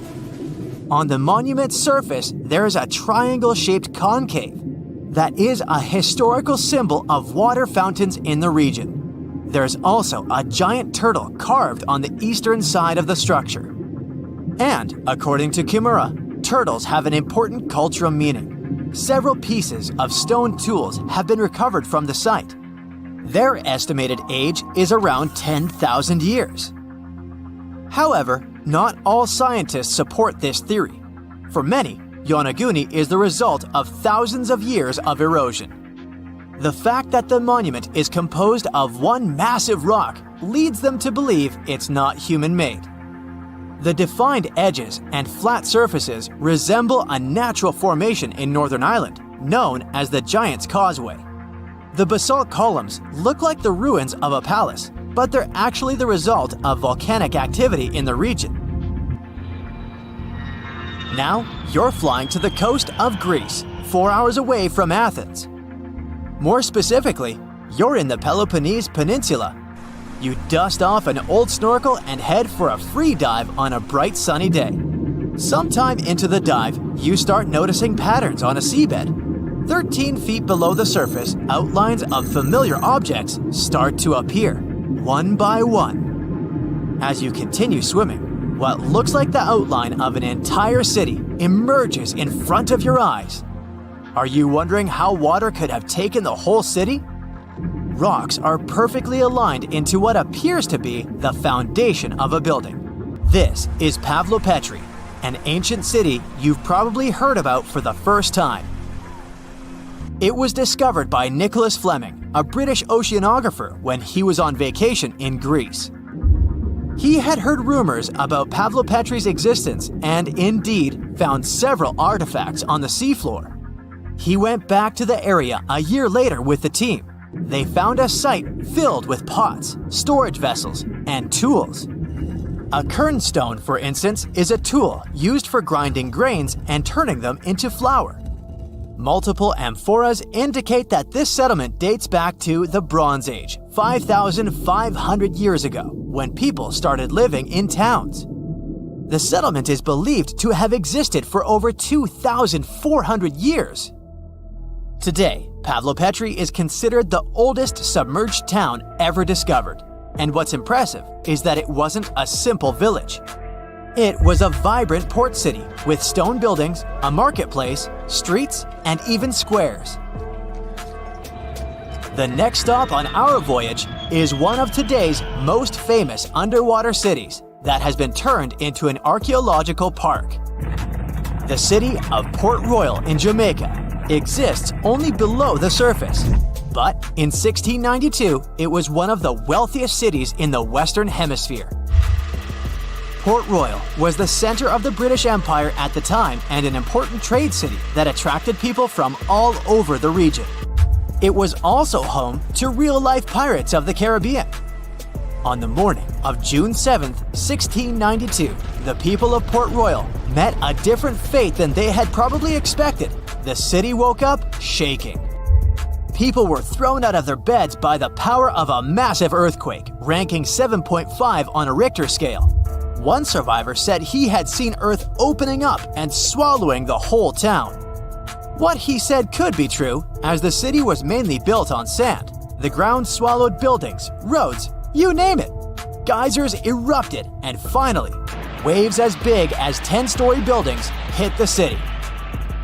About 33 acres of the city disappeared under the water. Amazingly, most of its 17th century remains are still in good condition under 40 feet of water. Archaeologists have found taverns, storage rooms, kitchens, and recreational buildings used for diverse purposes. You can also see a grand lion statue, a submerged bridge, and many picturesque arches. Of course, I saved the best for last: India. Just off its coast lies another sunken marvel. A site known as the Lost City of Cambay is located in the Gulf with a similar name. It remained undiscovered until 2001, when the National Institute of Ocean Technology made a routine water assessment. With the help of sonar technology, which sends a wave sound to the bottom of the sea, they found something far beneath the surface. Images showed well-defined geometric shapes spread along a 5-mile stretch. The remains date to more than 9,500 years ago, meaning this civilization was lost at around the end of the Ice Age. Debris recovered from the site included construction material, pottery, beads, sculptures, and even bones. Scientists argue whether these artifacts are indeed from the site, but if they truly are, then the lost city of Cambay might be the oldest civilization in the world.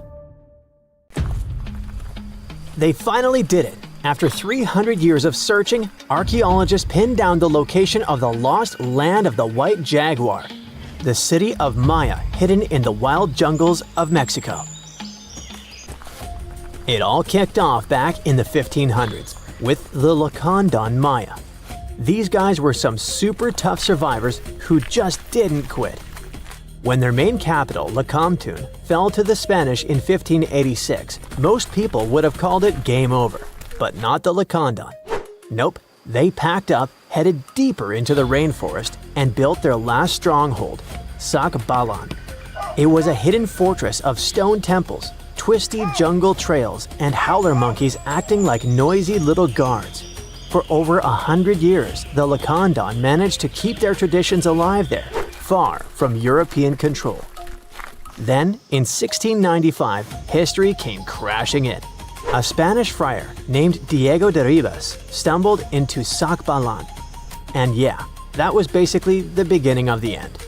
Soon after, the Spanish took over. By 1721, the Maya had abandoned Sakbalan. The jungle didn't waste time. It swallowed the place whole, with roots tearing into walls and vines smothering plazas. The city didn't just disappear, it got eaten alive. For the next 300 years, Sakbalan turned into more of a myth than a memory. A name archaeologists and explorers would whisper, secretly hoping to find it one day. Plenty of expeditions tried to track it down, but the rainforest is sneaky. Every path looks identical, maps fall apart in the humidity, and even GPS can't cut through the thick green ceiling.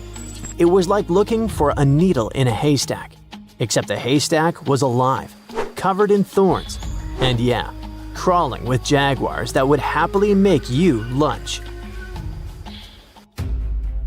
So how did the scientists crack the mystery?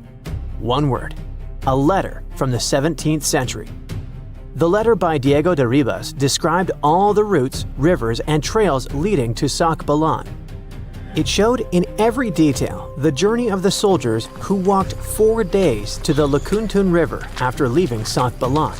Then they sailed for 2 days and arrived at the church El Encuentro de Cristo, left their canoes, and continued on foot to Lake Petén Itzá in Guatemala. This was already detailed enough, but the scientists needed to pinpoint the exact location with geographic information systems. They took into account vegetation layers and how much each person was carrying to map an approximate range where Sakbalan should be. They fed this information to GIS and calculated where the city should be. And bingo, it worked. Archaeologists traveled through the jungle and found stone temples rising like broken teeth from the earth. There were also some tools and ceramics, and a Spanish church right in the middle of the ruins. The discovery isn't just about cool ruins, it rewrites history. For decades, people assumed the Lacandons simply scattered after Lakamtun fell, but Sakbalan proves they regrouped, fought, and preserved their culture for over a century more. It's like discovering the final chapter of a book we thought ended too soon. There's also irony here. The Spanish friar who revealed Sakbalan helped doom it. Yet his letter, centuries later, also helped save its memory. Today, the ruins sit inside a biosphere reserve, protected by the same jungle that once hid them. Tourists can't just waltz in. It's raw, tangled, alive. The city breathes again, but on its own terms. Scientists just uncovered another lost city, buried under the thick jungles of Mexico. It had been hiding there for 600 years. The place is called Gengola, and it's massive, about 360 hectares with more than 1,100 buildings, 2.5 miles of defensive walls, its own network of roads, and a super organized city plan. Because it was so deep in the jungle, you'd never realize how huge it really was unless you spent years hiking through it. But modern tech swooped in to save the day, using LiDAR, a kind of laser scanning tool. Researchers flew over the site, and in just 2 hours, they had a full 3D map of the entire city. Gengola was built sometime between 1350 and 1521, back in pre-Columbian times, and it used to be buzzing with life. It was a major hub for the Zapotec people, who had been around in the region since about 600 BCE. Families there lived in homes with big central patios surrounded by rooms, and as they got new members, they just add more rooms and stretch their houses out. They even used the mountains around them as natural walls and channeled mountain water for drainage. A lot of their buildings are still standing, which is wild considering how much time has passed. By the late 1400s, the Zapotec were real powerhouses along the Pacific coast. They even fought off the Aztecs, who were constantly trying to expand. At Gengola, they survived a brutal 7-month siege. But even though hiding in the mountains kept them safe, it wasn't perfect. They didn't have enough fresh water or farmland to feed everyone. Just 12 miles away, the smaller city of Tehuantepec had what they needed. So the Zapotec moved there right before the Spanish arrived in 1521. What the scientists have seen so far is just scratching the surface. That LiDAR scan revealed more than 1,000 buildings, and archaeologists are planning years of research to figure it all out. Instead of digging everything up and risking damage, they'll use advanced scanning tech to keep studying the city safely. Alright, now let's hop across the world to Egypt, where archaeologists stumbled on a whole lost city called Imet, tucked away in the eastern Nile Delta. The place was buried under layers of mud, water, and time, hiding in a swamp that's been shifting and changing for thousands of years. Scientists first noticed it from way up high in faint little clusters of mud brick foundations in satellite images. The shapes looked shaky and ghost-like, but too neat to be natural. So they followed the patterns down on the ground, started digging, and the city started coming back to life. They found multi-story tower houses, basically mini skyscrapers of the ancient world. They had multiple floors, thick foundations, and could handle some serious weight. That kind of vertical living is super rare in Egypt, especially outside the Nile Delta. It showed that people in Imet weren't just spreading across the land, but stacking upward, which means the city was packed, carefully planned, and way more urban than anyone thought for that time. And it wasn't just fancy housing either. Archaeologists also uncovered a grain processing center with paved work areas, animal pens, and organized spaces for food production. Clearly, this was a city with a real economy running behind it. Not far from there, they spotted a ceremonial road that once led to a temple for Wadjet, Imet's patron deity. But later on, other buildings got plunked down over the road, which shows that Wadjet's worship faded over time. Still, the ruins coughed up some amazing relics, a green faience little funerary figurine, and a stela showing Harpocrates perched on crocodiles and gripping snakes. He was the Greek spin on Horus, deity of silence, secrets, and the newborn sun. And there was even a bronze sistrum, an ancient Egyptian musical instrument decorated with twin heads of Hathor.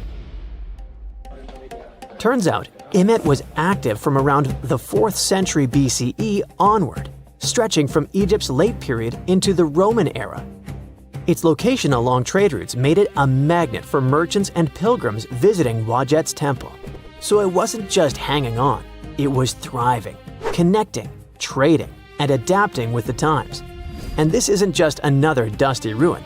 Imet is giving us a window into everyday life, religion, and urban planning in the Delta, which we've always known way less about compared to the big pyramids and tombs.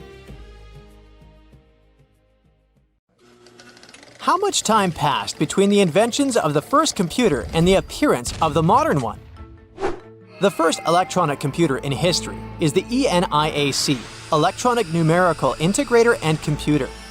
It was invented in 1945 by American scientists. But there's an older machine. It's the Babbage difference engine.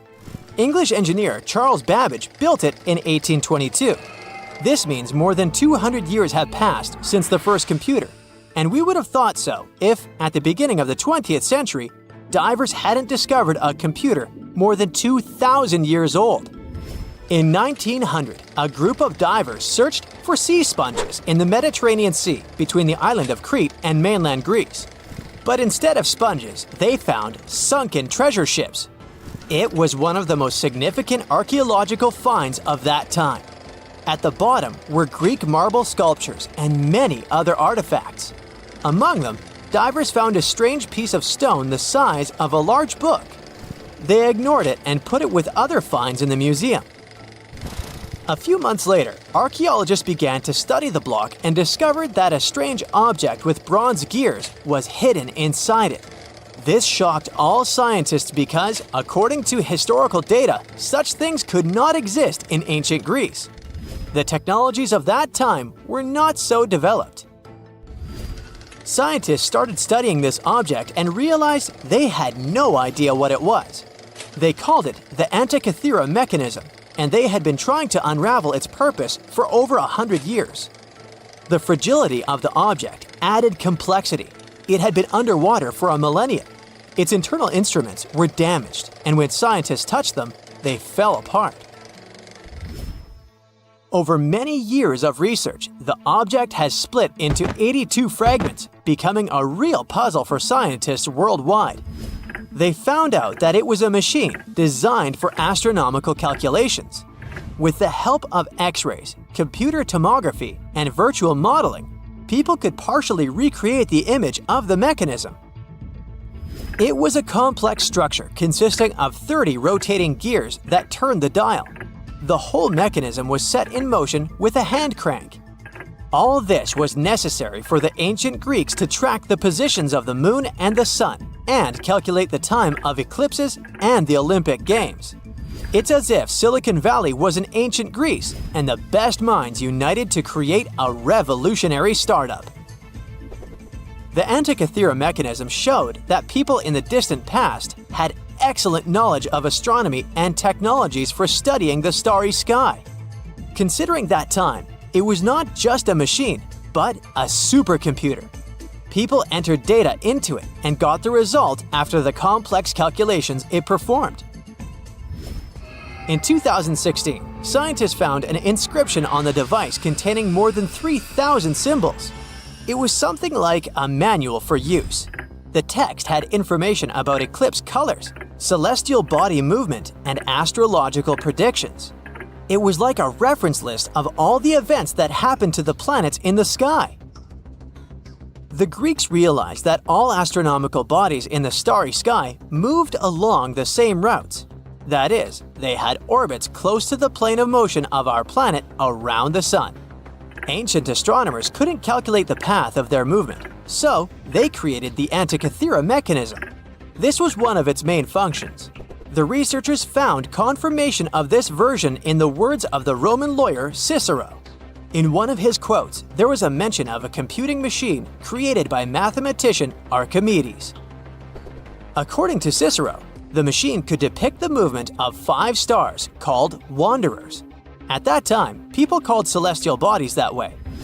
Archimedes had lived before the Antikythera mechanism was invented, but perhaps he created the drawings that became the basis of the device. The mechanism worked, and when you turned the handle on it, it rotated the gears in the front and rear parts of the device. And then, the dial showed you the direction of movement of space objects. Besides, the machine had an astronomical calendar inside and tracked the time of sporting events, such as the Olympic Games, and also helped to calculate the exact time of the eclipse. Apparently, the Antikythera mechanism was something like a powerful organizer used by scientists or wealthy citizens of Greece. But what is most unusual is that its creator probably installed the function that changed the observation properties depending on the observer's location. This means that ancient astronomers had to enter different coordinates in different areas for the correct result. NASA computers can do all these things today. These expensive multi-million-dollar devices work with electricity, chips, processors, and thousands of other things. And the ancient Greeks achieved the same result 2,000 years ago with the help of this small device. This changes the idea of the technologies of ancient Greece. People of that time had plumbing and used steam to control some equipment. They were developed, but no one expected them to go so far. Archaeologists were sure that people of ancient times used giant rough gears to operate windmills. And now, it turns out that they could create small and complex mechanisms that modern scientists couldn't figure out for 100 years. Divers continue to study the seabed where the Antikythera mechanism was found. They have already found other items, such as nails from the ship and a bronze ring. Such underwater excavations are dangerous and complicated, so the research takes a long time. Experts think that the Antikythera mechanism was not a single copy. Perhaps the ancient Greeks made the same or similar machines. Maybe they're hidden somewhere or were melted down to create something else.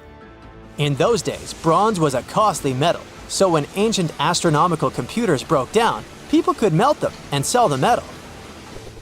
Some researchers refer to the Antikythera mechanism as the ancient prototype of all modern devices. Phones, computers, and tablets have something in common with this machine.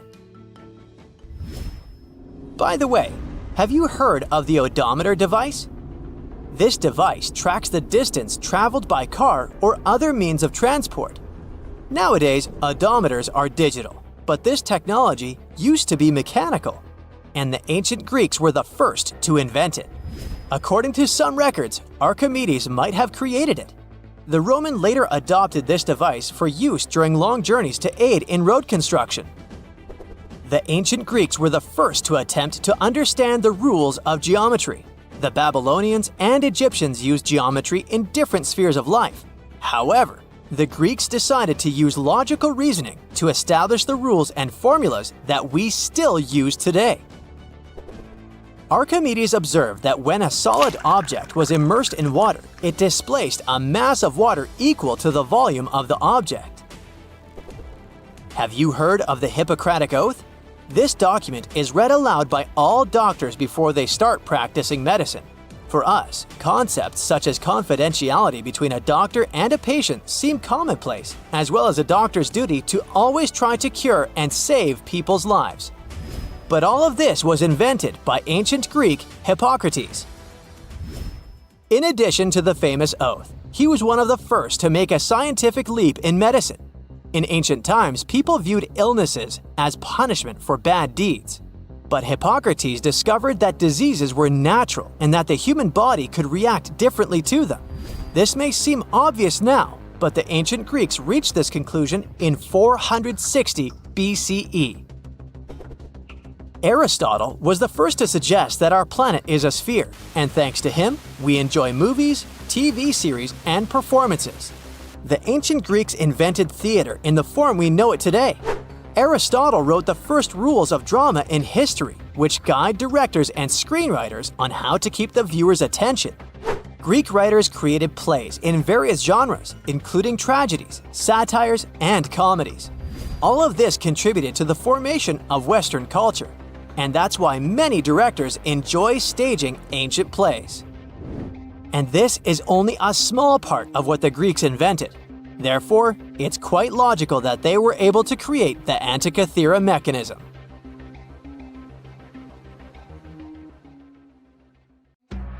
The Sahara Desert is like a Mad Max movie. Scorching heat, endless dunes, and an overall barren wasteland. A place where no one could live, right? Well, forget all you know about it. Because 5,000 years ago, the Sahara was a lush paradise of grasslands, lakes, and rivers, and the home of a ghost civilization that vanished without a trace. Our tale begins in the 1930s, when a Hungarian explorer stumbled upon a cave in the middle of the Sahara. Inside, he found something bizarre: ancient rock paintings of people swimming in a lake, surrounded by giraffes, hippos, and crocodiles. At the time, everybody shrugged it off as some symbolic depiction of the afterlife, because really, who would imagine a lake in the Sahara? Well, fast forward some 70 years later, when a group of archaeologists made a discovery that flipped the script. In a rock shelter in Libya, they unearthed 15 mummies, along with baskets, ceramic pots, and other everyday items. This may look like prehistoric junk to most people, but to archaeologists, it was like uncovering a key piece of evidence. Those people weren't just passing through, they lived here.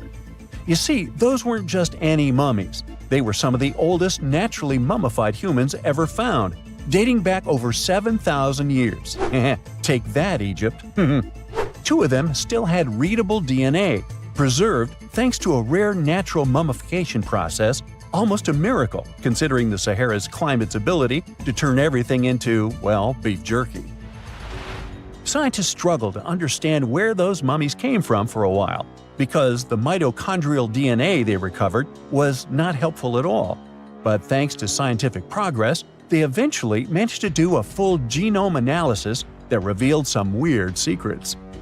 Those people belonged to a human lineage that was completely unknown, and they lived isolated from the rest of humanity for thousands of years. For decades, researchers assumed that the place where they lived, the Green Sahara, was like a prehistoric highway, a lush corridor that humans and animals used to migrate between sub-Saharan Africa and the Mediterranean. But the mummies demolished that theory, like a hippo sitting on a sandcastle. Their DNA showed zero genetic mixing with sub-Saharan and Eurasian migrants, keeping their genes pure for 7,000 years. Their closest genetic relatives weren't their neighbors living right below the famous desert, but some ancient hunter-gatherers from Morocco, and even some guys that lived in the Czech Republic, when it wasn't even a country yet, 50,000 years ago. We're not out of the woods yet, because those mummies also carried some teeny-tiny traces of Neanderthal DNA, just 10% of the amount found in modern Eurasians. Now, if you paid attention in school, then you know that Neanderthals lived in Europe and Asia, and early humans only mixed with them after migrating out of Africa. But those Green Sahara folks never left Africa. So how did they get Neanderthal genes? The leading theory is that their ancestors mingled with Neanderthals in North Africa 50,000 years ago before settling in the Sahara and cutting off contact with the outside world. Archaeologists also found cattle bones and tools made of stone and wood at that rock shelter, proving that those people led a thriving pastoral lifestyle. This discovery made scientists scratch their heads for a while because, you see, animal domestication was not developed in Africa. So how did they learn it if they never mingled with anyone? Did they have ancient YouTube tutorials? Probably not. The researchers believe they must have traded knowledge with neighboring groups, but just knowledge, no saliva. It's almost too hard to believe that no outsiders mixed with them. After all, who wouldn't want to live in a thriving civilization in the middle of a green paradise, drinking milk, eating meat, and even using animal blood as a protein source? Ooh, yummy. They didn't have to hunt for every meal, thanks to their livestock, and the abundant water made life pretty sweet. And yet, they never married outsiders. Why? Maybe it was a cultural choice to never date outside their own group. Or maybe the landscape itself kept them isolated. This is where scientists place their bets. They believed that the dense forests and rivers that existed in the Green Sahara acted like nature's no trespassing sign, creating a geographical barrier that isolates animals, plants, and whole societies. This isolation is the reason why their genes were so unique. These guys weren't swapping spit with anyone else. But this genetic time capsule almost didn't survive. For most of the last ice age, the Sahara was even harsher than today, a true dead zone where humans couldn't survive. 70,000 years ago, even the toughest people disappeared, retreating to the Nile Valley and the Mediterranean coast. Why? Because Earth was a climate bully. Massive glaciers stole all the moisture, weakening monsoons until rain clouds barely reached North Africa. Then came the knockout punches. Armadas of icebergs flooded the North Atlantic, triggering devastating droughts each time. This was the Sahara's ultimate keep-out era. Now, you're probably wondering how in the world the Sahara turned green after all this, and then went back to being a desert again. Well, it all started 15,000 years ago, I wasn't around then, when Earth was shaking off the last ice age. Our planet's axis was a bit wobbly, and because of that, the northern hemisphere got closer to the sun, getting extra sunlight and heat. This eternal summer turned North Africa into a giant moisture magnet, pulling water from the Atlantic and making it all rain down on the Sahara. The result of this ridiculous amount of rain was a lush savanna, complete with lakes the size of small countries. But the African humid period was not just a one-time miracle. The truth is, this eternal on and off switch between green and desert happened to the Sahara more than 230 times since the desert was born. During one of these events, the Sahara even expanded, getting bigger than it is today. So when the Green Sahara showed up, you can bet it brought the ultimate ecosystem glow-up. This wasn't just a light dusting of grass. We're talking full makeover. The transformation was so complete, it even reshaped animal populations. Cheetahs suddenly struggled with the new prey dynamics, while rodents like the multi-mammate mouse thrived in the suddenly abundant grasslands. But don't pack your prehistoric swim trunks just yet. This paradise had teeth. The Sahara was an ecological maze of crocodile-infested rivers, malaria-carrying mosquitoes, and big cats lurking in the tall grass. Crossing it would have been like playing a real-life game of Hungry Hungry Hippos. This is probably why more groups didn't settle permanently. The Sahara's climate cycled between wet and dry every 20,000 years, hardly a stable zip code. For most ancient people, it was smarter to treat the Green Sahara like an all-you-can-eat buffet, grab resources and leave before the desert returned.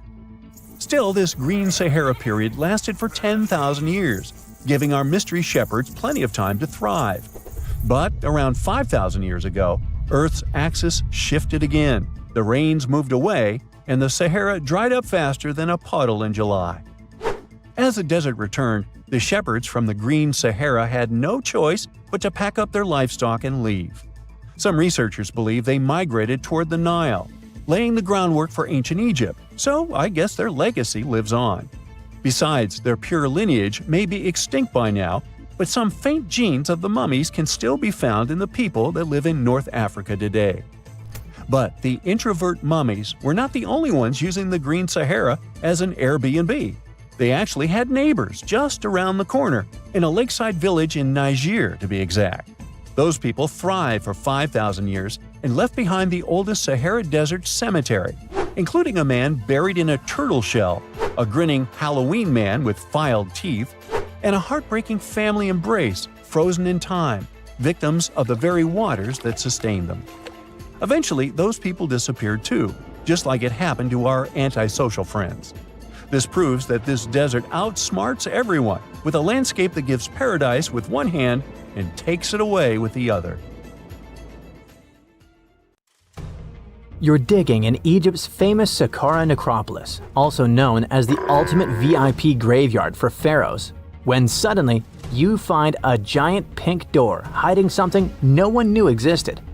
Behind this giant stone door, one that wasn't supposed to open, by the way, you find a lost tomb of Egyptian royalty. Alright, history lovers, it's time to buckle up because archaeologists just pulled off something straight out of an Indiana Jones movie. Let's travel all the way to Saqqara, one of Egypt's most mysterious and treasure-packed ancient sites. The star of the show? The prince you've probably never heard of, Prince Userefre, son of King Userkaf.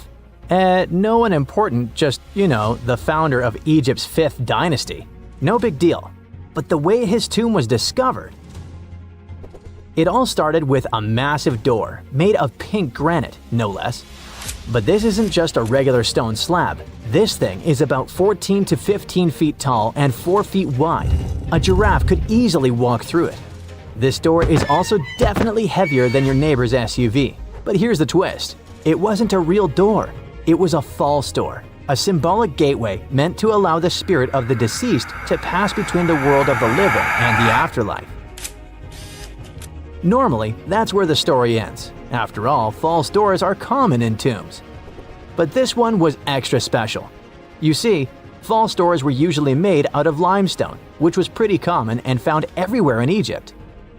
To build one out of red or pink granite, people had to bring these rocks from a quarry located 400 miles away. And you can bet this wasn't a cheap trip. According to Egyptologists, this is the first time a false door of this size and material has ever been found in Egypt, making it a totally unique piece of architecture. Aside from being super expensive, this one had a surprise behind it too. When the team of researchers investigated further, they realized that this false door actually hid a real entrance. And what did it lead to? A hidden tomb, packed with statues, relics, and secrets from over 4,000 years ago. The tomb belonged to Prince Userefre, but you can call him Wasar Efra, or Wasar Efra too. Despite being totally erased from history, this fella was no minor noble. The hieroglyphs on the pink granite door listed him as the hereditary prince, governor of Buto, and Nekeb, royal scribe, minister, judge, and priest of chance. Phew! He was like the ancient Egyptian version of Daenerys Targaryen. These inscriptions not only identify his political and religious roles, but also suggest he held significant power in Lower and Upper Egypt, bridging both regions through his titles. One title in particular, the Priest of Sekher, links him to the deity of the necropolis, the one with the falcon head. This god was the patron of the living and god of the dead at the same time.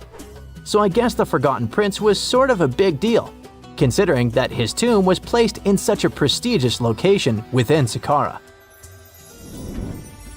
What's even more mysterious is that Prince Userefre doesn't appear in official king lists or royal family trees, which makes us wonder if he passed away before he could rule, or if his legacy was deliberately erased in one of ancient Egypt's classic political dramas. Some scholars now believe his erasure might be connected with shifting religious or political power struggles during the early 5th dynasty, especially as his father Userkaf was reshaping Egypt's religious order. And speaking of his father, King Userkaf was a total game changer. He wasn't just the founder of the 5th dynasty, he also kicked off a religious revolution by promoting the sun god Ra over older deities. That's right, Userkaf built the very first sun temple at Abu Sir, setting off a dynasty-wide obsession with solar worship. After Userkaf wrapped up his short but revolutionary reign, a whole lineup of pharaohs took the stage. Sahure, Neferirkare, Nusere Ini, basically the boy band of the 5th dynasty. And these guys were all about two things: building pyramids and making money. They weren't just stacking stones, they were expanding Egypt's influence, opening up trade routes to far-off lands, and blinging out their temples like it was nobody's business. Back in the tomb, things got even cooler. There was a beautiful red granite offering table covered with inscriptions detailing ritual foods, like an eternal menu for the afterlife, because they believed the deceased could magically eat this food. Fun fact, it was the funerary priests and their families that actually ate the food. There were also pottery shards, amulets, and painted walls, but the real showstoppers were the statues. And this is exactly where things get weird, in a good way. The team found statues of King Djoser, the guy who built Egypt's first pyramid, his wife, and their 10 daughters, inside Prince Userefre's tomb. Hold up. Djoser lived a few centuries before Usarkov. So what were his statues doing there? Turns out, scientists don't really know. These statues were built during the reign of King Djoser himself and probably belonged to that first ever built pyramid. Experts believe these statues were probably relocated during the 26th dynasty, thousands of years after Djoser, maybe to protect them from destruction, or maybe because they were still venerated. Basically, ancient Egyptians were hoarders, but classy ones. Scientists also know for a fact that some engravings and statues found there were made way later, which means that this tomb probably turned into a deposit for fancy stuff. Or maybe this was just really ancient interior decorating. Anyway, that wasn't all. There was another pink granite entrance on the eastern side of the tomb, with inscriptions linking back to King Nefertiti, another 5th dynasty pharaoh who also tried to build his own pyramid, but failed. And near this second entrance, archaeologists found something never seen before in Saqqara: a set of 13 pink granite statues, all sitting in a row on a high-backed bench, like they were waiting at the DMV of the afterlife. Some had elevated heads, probably representing the prince's wives, while others were missing their heads entirely. One black granite statue was found upside down. Maybe it had taken a tumble sometime during the tomb's long, quiet centuries underground. According to archaeologists, the positioning and head shapes suggest that these statues followed a strict social hierarchy, with the central figures likely representing higher status individuals, while the headless ones might indicate unfinished work or later vandalism. And speaking of black granite statues, another one was found standing proudly inside the tomb. Based on its design and inscriptions, it looks like it was placed there during the 26th dynasty, the same time those Djoser statues were probably moved in. This suggests the tomb didn't just sit abandoned, it was reused, adapted, and maybe even honored by later generations. And by the way, black granite was associated with Osiris, the god of the underworld, during the late period, which means that this statue's presence is a clue that the tomb was a ritual space long after the prince's death. All of this, giant granite doors, surprise statues, reused tombs, adds up to a truly thrilling find. Prince Usarkov may not be a household name yet, but his tomb is now one of the most fascinating ever found in Saqqara.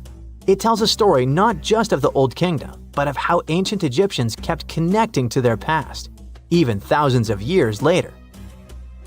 So, what does it all mean? Why hide a tomb behind a fake door?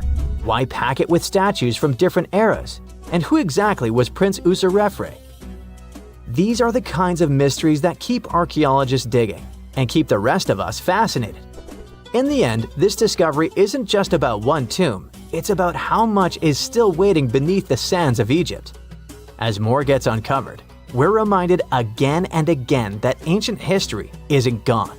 It's just sleeping behind massive pink granite doors.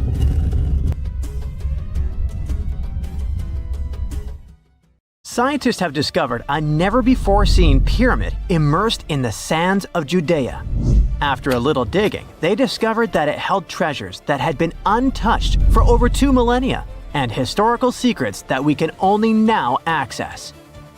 At the Zohar Fortress site, 2,600 feet above the Dead Sea, archaeologists were searching for manuscripts that would provide new information about the history of the site.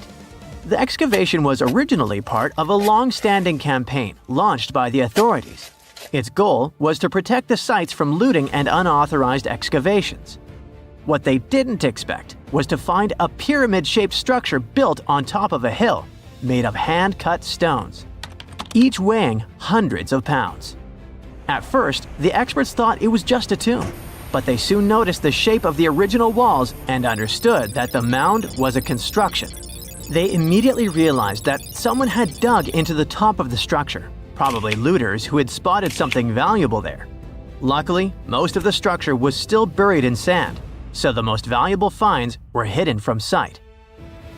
In the first week of excavation, volunteers found fragments of papyrus, bronze vases, and even ancient furniture, which were exceptionally well preserved. The desert climate had been a great ally in preserving those artifacts over the millennia. With little humidity in the air, mold cannot form. So, organic materials such as wood and fibers are protected from cracking and deformation. Hypotheses suggested that the pyramid had been built during the First Temple period. However, new discoveries have shown that it's more recent, from the Hellenistic period. Considering this and the fact that the structure dates back 2,200 years, it's believed that it probably appeared shortly after the death of Alexander the Great, the famous ancient Greek king of Macedonia.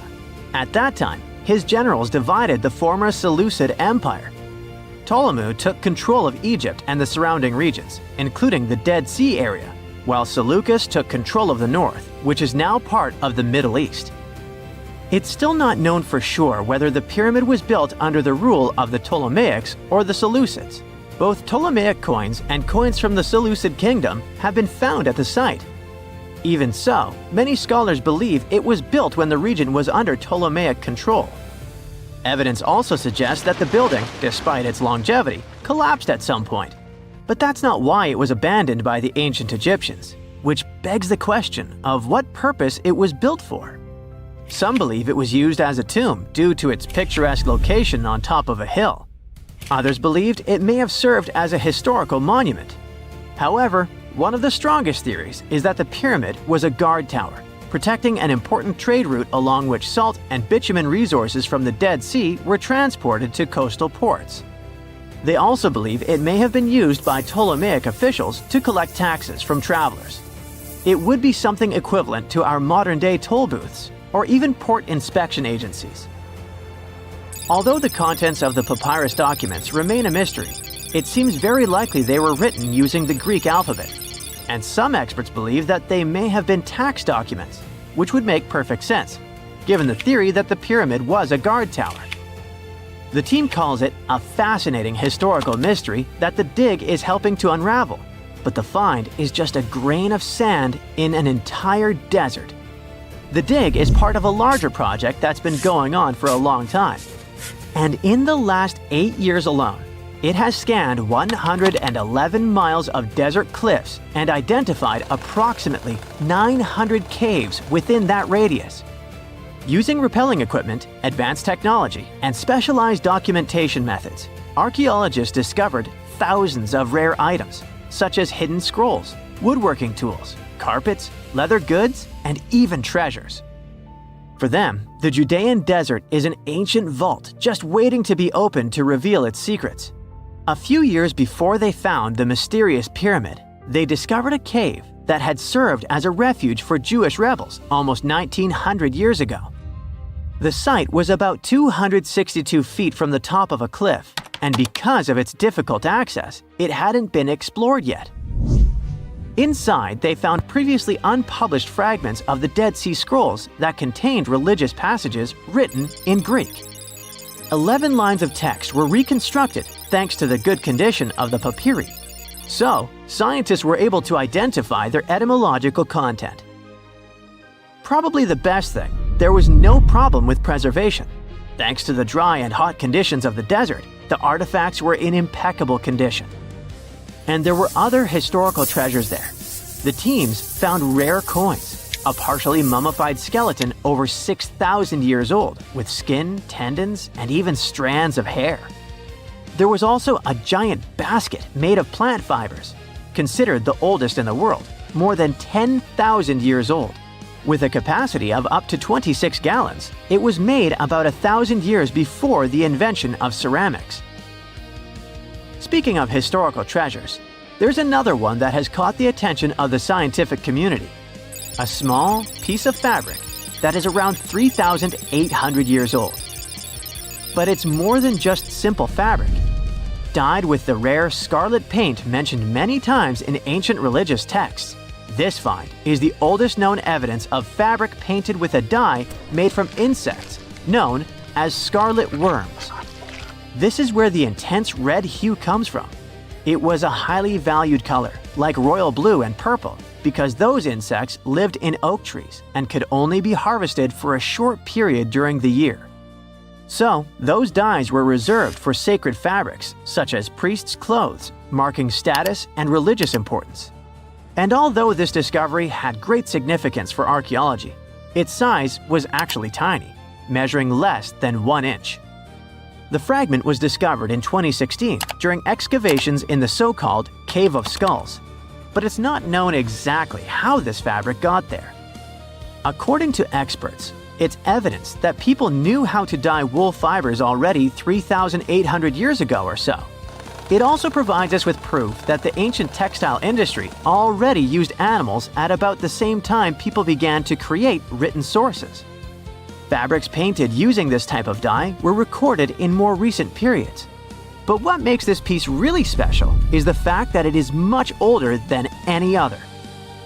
Another important discovery was made in 1980, when scientists found a seed that was over 1,000 years old, which turned into a mysterious tree named Sheba. They spent 14 years cultivating this plant, which is now about 10 feet tall, only to discover later that it could belong to an extinct lineage of trees that had grown in the region. The seed dates back to a period between 993 and 1202 CE, and they believe that Sheba may be a biblical tree commonly associated with healing. Although it's not been possible to identify the exact species, since the tree hasn't flowered, we know that it belongs to the genus Commiphora, which is related to famous African plants, such as the myrrh tree. But time has revealed something even more special. Its leaves and resins are rich in compounds that have medicinal, antioxidant, and even skin-soothing properties. This means that the tree may represent a forgotten lineage whose resin had medicinal value and was mentioned in ancient texts. This brings to light how ancient people dealt with botanical medicine. Have you ever visited a famous monument and thought, all right, this is boring?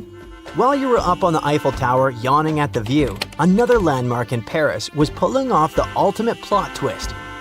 Hidden in plain sight at Place de la Concorde stands a 3,300-year-old Egyptian obelisk that's been keeping juicy secrets from Pharaoh Ramses II himself. That's right. Ancient secret messages carved in stone have been right under our noses this whole time. Nope, this isn't the next National Treasure movie. This is real life, and it took a real-life Indiana Jones to crack the code. So, let's set the stage. You've probably seen this block of stone before, right? Towering 75 feet high, this massive granite pillar was originally from Luxor, Egypt, and it's been chilling in the heart of Paris since 1836. It's covered in hieroglyphs, and for years, everyone assumed we'd already cracked their code. Mystery solved. Nothing left to see here. Enter Jean-Guillaume Olet-Pelletier, French Egyptologist, cryptology expert, and part-time monument whisperer. Basically, if Indiana Jones traded his whip for reading glasses and binoculars, you'd get this guy. He's got a rather unusual hobby. He strolls up to the obelisk every now and then and casually reads hieroglyphs. For fun. Yes, he can read them fluently. No, we don't know what that says about our own hobbies. Until 2021, experts believe that the inscriptions on the obelisk mainly praise the gods Amun or Amun-Ra, if you're on friendly terms, and Horus, you know, the falcon-headed sky god with those super famous parents Osiris and Isis. But during one of his casual reading sessions, Olet-Pelletier noticed something odd. Some of the hieroglyphs weren't just singing praises to the gods, they were giving directions, literal directions, to the entrance of the temple of Luxor. But wait, it gets even better with a little backstory. Obelisks like this weren't just pretty lawn decorations. They were usually placed at the entrances of major temples, like the Temple of Luxor, where this one originally stood. They symbolize the sun god Ra and were meant to represent a ray of sunlight frozen in stone. Basically, they were giant sacred exclamation points showing off the pharaoh's divine connection and power. Ramses II had 2 of them set up at Luxor's entrance to honor the gods and, of course, to brag about himself. This one got shipped off to France in the 1830s as a gift from the ruler of Egypt, Muhammad Ali. No, not the boxer. And it's been waiting for someone to take a closer look at it. Moving the obelisk to Paris was no small feat. It weighed over 220 tons and had to be transported on a ship built especially for it, called the Luxor. How original. The whole transportation cost the modern equivalent to $19 million. Interestingly, its twin obelisk still stands in Luxor, which means that researchers can compare both structures to see if the story really matches. This pairing of obelisks was intentional, meant to guide the eye and the spirit towards sacred space. Lucky for us, Jean Guillaume picked the perfect moment to snoop around. The obelisk was undergoing restoration for the upcoming Olympic Games. Scaffolding was up, giving him rare access to the tippy top of the monument. Armed with binoculars and a ladder, he got eye level with parts of the pillars that most of us can only squint at from street level. And that's when he uncovered the real twist. Turns out, ancient Egyptians didn't just chisel random symbols into stone. They had something way cooler up their sleeves: crypto-hieroglyphs. Those were specialized coded forms of writing used for sacred or elite messages. Basically, ancient VIP-only emojis. While your average temple priest could read standard hieroglyphs, crypto-hieroglyphs were reserved for the pharaoh's inner circle. Today, only 6 people on Earth can read them fluently. And wouldn't you know it, our French friend is one of them. Of course he is. Now, here's where things get wild. Normally, hieroglyphs written on monuments like the obelisk are read top to bottom, right to left. Simple enough. But Jean Guillaume decided to break the rules and read them horizontally instead of vertically. That's when he started spotting weird patterns, phrases, and symbols that had been hiding in plain sight for nearly 200 years. Some of these messages were so cleverly hidden, and you could only understand them if you walked around the obelisk in a certain way. He calls it 3D cryptography. That's right, the obelisk itself is like one giant ancient Rubik's Cube. Depending on the angle you read from, the message could change entirely. Yes, ancient Egypt invented something like the lenticular effect long before Pokemon cards made it cool. Okay, so what in the world does the message say now? Glad you asked. These aren't just random notes from the past. They're political gold. One inscription praises Ramses II as a divine figure who could not be dethroned. Another says the king made offerings to the god Amun, which wasn't just him being nice. This was a big political move. Back then, religion and power were totally intertwined, so showing off your divine connection was like launching a PR campaign, except instead of tweets, they used 200-ton stone monuments. Ramses II wasn't just any ruler, by the way. He reigned for over 60 years and basically pulled off the Beyoncé of pharaonic careers. He won battles, or at least said he did, built cities, temples, and statues of himself all over Egypt, and declared himself a living god. When he ordered these obelisks, he wasn't just creating monuments. He was launching ancient propaganda flyers at priests, nobles, and visiting dignitaries. In fact, Ramses II was so good at self-promotion, he may as well be the original king of rebranding. He claimed victory at the Battle of Kadesh, even though it ended in a stalemate and they had the victory carved into walls and monuments across Egypt. The Luxor obelisk was another way of reinforcing his godlike powers every time someone passed by or read its text. And here's the cherry on top. Some of these inscriptions were positioned just right so they'd be seen by nobles arriving by boat for a festival. That's probably the reason why they can only be read from a certain angle. But if you stood at the base of the obelisk, you wouldn't see much. But from a 45-degree angle standing right in the middle of the Nile, sweet stuff! Imagine pulling up to a religious celebration and seeing giant stone text basically saying, "Hey, Ramses is chosen by the gods, don't forget it." Subtle? Not exactly. Effective? You bet. Some messages even carry double meanings. One line might spell out Ramses II's full royal title. But read it differently and boom! It says he's got eternal life. That's next level branding. You can almost hear him saying, Look at me, still trending 3,000 years later. For decades, scholars thought this monument had given up all its secrets, but thanks to new access, modern tools, and some fresh eyeballs, we now know there's still a ton to uncover.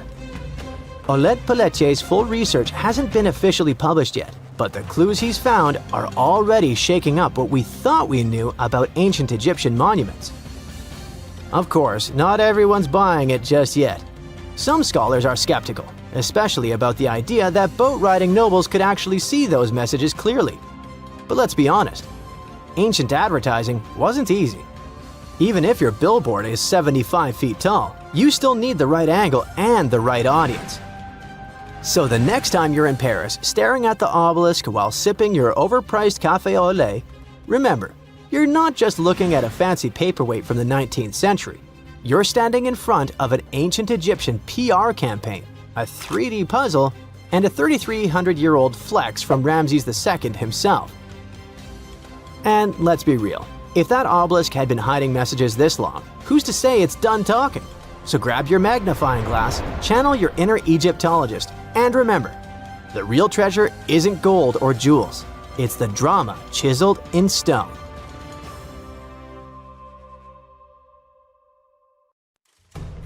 Beneath the sands of Luxor, scientists found something that was perhaps never meant to be found. Over 1,000 decorated stone blocks that belonged to the ruined temple of a woman pharaoh. It got us thinking, why was this temple so brutally destroyed, and who was this woman? Her name is Hatshepsut, and she is now considered one of Egypt's greatest pharaohs, but for a long time, history almost forgot her. She ruled during the 18th dynasty, from around 1479 to 1458 BCE. She's remembered for her ambitious building projects, successful military campaigns, and flourishing trade expeditions. It turns out she was one out of 4 women to take the title of pharaoh in Egyptian history. The next woman would have to wait for 1,500 years to reign, and that woman we know as Cleopatra. The story of how Hatshepsut got to be a pharaoh is the most colorful part of this tale. As far as most dynastic rules go, it's usually men that are first in line for royal thrones. In Egypt, that was the same. That's why, when Pharaoh Thutmose I had a daughter as his firstborn, that was a big no-no as far as his succession line went. A few years later, Pharaoh Thutmose I passes away. The crown passed to Thutmose II, who ruled briefly, only to leave the throne to his infant son, Thutmose III. In this scenario, Hatshepsut was this pharaoh's stepmother. So what happened was that Hatshepsut served as advisor to her stepson, since he was too young to rule on his own. But after 7 years, she made an unprecedented move. She decided to seize power and declared herself Pharaoh of Egypt. Now this was not a simple power grab. Hatshepsut understood that if she wanted to rule, she had to present herself as a legitimate king. In a bold move, she adopted the full royal regalia, including the false beard traditionally worn by male pharaohs. She was often depicted in statues and hieroglyphs as a man, wearing the pharaoh's kilt and headdress. But this wasn't about disguising herself. Experts believe she never tried to hide her identity. Inscriptions on her statues often included feminine titles, like Daughter of Re, or grammatical structures that combined male and female terms, such as His Majesty herself. This showed that while she adopted traditional symbols of kings, she still acknowledged her true gender. But she needed to go even further. To legitimize her rule, she crafted an elaborate origin story. She claimed that the deity Amun himself had visited her mother in the form of her father, Thutmose I, and that she was his divine daughter. Now this was no small claim, since pharaohs were seen as deities on earth. By aligning herself with Amun, she strengthened her right to the throne. In temple carvings, she depicted this divine birth with Amun, presenting her as his rightful heir. These narratives weren't just mythology, they were tools, ensuring her position remained unchallenged. Hatshepsut also took a new name, Ma'at-Kari, which translates roughly to "Truth is the soul of the sun god." The word Ma'at was central to Egyptian beliefs. It represented order, justice, and divine balance. Pharaohs were expected to uphold Ma'at to ensure Egypt's stability. By calling herself Ma'at Kari, Hatshepsut was likely reinforcing that she was a legitimate and rightful ruler. Her reign was truly great. She led Egypt into an era of peace and prosperity, launching massive building projects and restoring temples across the kingdom. Her most famous achievement was the construction of her temple at Deir el-Bahari, a pretty impressive architectural masterpiece carved into the cliffs of Luxor. Hatshepsut initiated one of the most ambitious construction projects in ancient Egyptian history, commissioning monuments, temples, and obelisks to immortalize her reign. It's argued that she continued with the construction of the Avenue of the Sphinxes, a grand road lined with statues leading to the Karnak Temple. For many, her shining architectural achievement was the towering obelisk she had carved from single pieces of granite. One of these, weighing over 320 tons, still stands today. Now, beyond building, she expanded Egypt's influence through trade.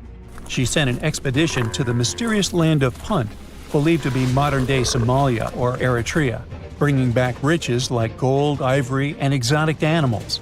Her fleet of ships sailing the Red Sea marked the first recorded trade mission of its kind, establishing economic ties that would benefit Egypt for generations. Yet, for all of her success, something strange happened after Hatshepsut passed away. Her successor, aka her stepson Thutmose III, who had been overshadowed by her rule, took a drastic step. He ordered her name to be erased from history. Her statues were defaced, her inscriptions chiseled away, and her achievements credited to other rulers. It was as if she had never existed. Some believe Thutmose III wanted to reclaim his rightful place as pharaoh, while others suggest that later rulers, uncomfortable with the idea of a female pharaoh, sought to restore traditional male dominance. The story gets even more tragic. The power struggle between stepmother and stepson continues, since, even after her passing away, Thutmose III built his own temple right next to Hatshepsut's at the Valley of the Kings. But he built his temple with one deliberate modification. His monument was built 11 feet higher than hers. Mind you that this was no accident, it was a symbolic statement. He wanted to overshadow her legacy. But history had other plans.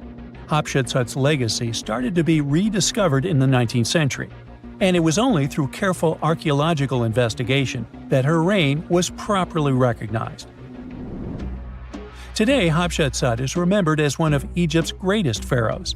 Her reign, once erased, has been reconstructed through constant archaeological discoveries, proving that her power and influence could not be so easily forgotten. Her resting place had been hidden in plain sight, her body removed from its original chamber in an effort to erase her from history. This final piece of evidence cemented her legacy, proving that even attempts to erase a pharaoh could not really do it. Hatshepsut's grand temple, Djeser-Djeseru, was a stunning architectural feat, designed to immortalize her reign and solidify her divine connection to Amun. But after her death, her successor, Thutmose III, launched that calculated effort to erase her legacy, and parts of her temple were dismantled. Historians still debate why. Was it a dynastic power move, an attempt to restore traditional male rule, or a bid to strengthen Thutmose III's claim to the throne? Maybe he was just a jerk. Whatever the reason, the destruction wasn't immediate. It happened decades after her death, suggesting it might not have been a personal revenge, but a broader political strategy. Yet, despite these efforts, her temple endures, and so does her story, a defiant echo of Egypt's first great female pharaoh. Let's travel through space and time to another place. Dashur, Egypt, is known to be home to several resting places of people from ancient Egypt. In the year 2017, scientists uncovered a long-lost pyramid. They quickly called the Ministry of Tourism and Antiquities because they suspected it was going to be a big deal. Unlike most pyramids that were found in the area, this one was completely sealed. Lifting the capstone was a delicate process. When they finally managed to open the pyramid, they expected to find an undisturbed chamber. Instead, it was chaos. The place had been looted, and the personal items of the person that had passed away were scattered all over. But in the middle of the wreckage, they found a chest. Using the latest scanning technology, they managed to read the damaged hieroglyphs on its surface. What they found was unbelievable. The name inscribed there was as clear as day: Princess Hatshepsut. Ooh. The discovery made in 2017 also opened up a lot of questions. After further analysis, scientists discovered the remains belonged to another Hatshepsut. It belonged to a princess that lived during Egypt's 13th dynasty.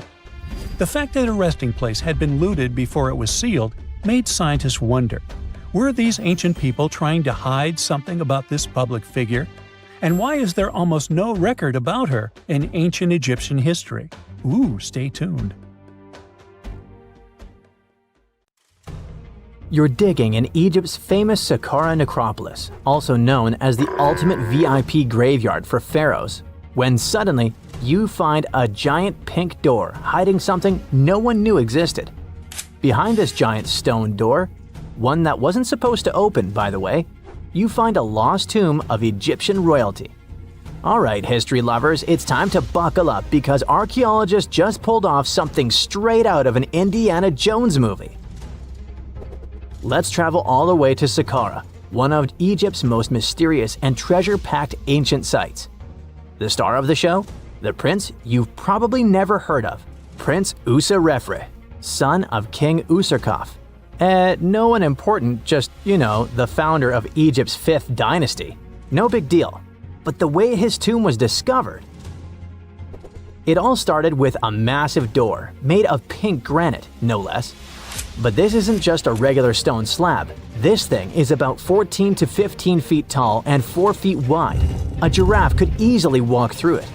This door is also definitely heavier than your neighbor's SUV. But here's the twist. It wasn't a real door. It was a false door, a symbolic gateway meant to allow the spirit of the deceased to pass between the world of the living and the afterlife.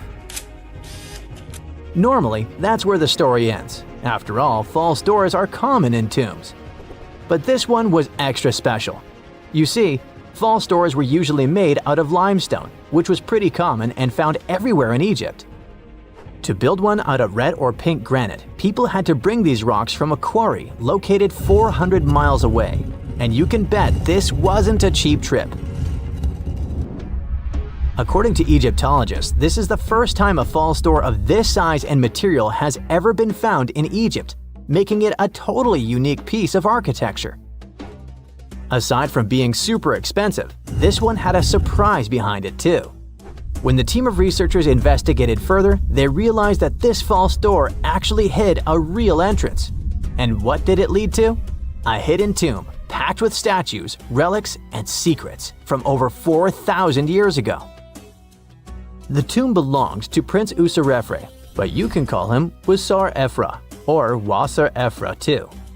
Despite being totally erased from history, this fella was no minor noble.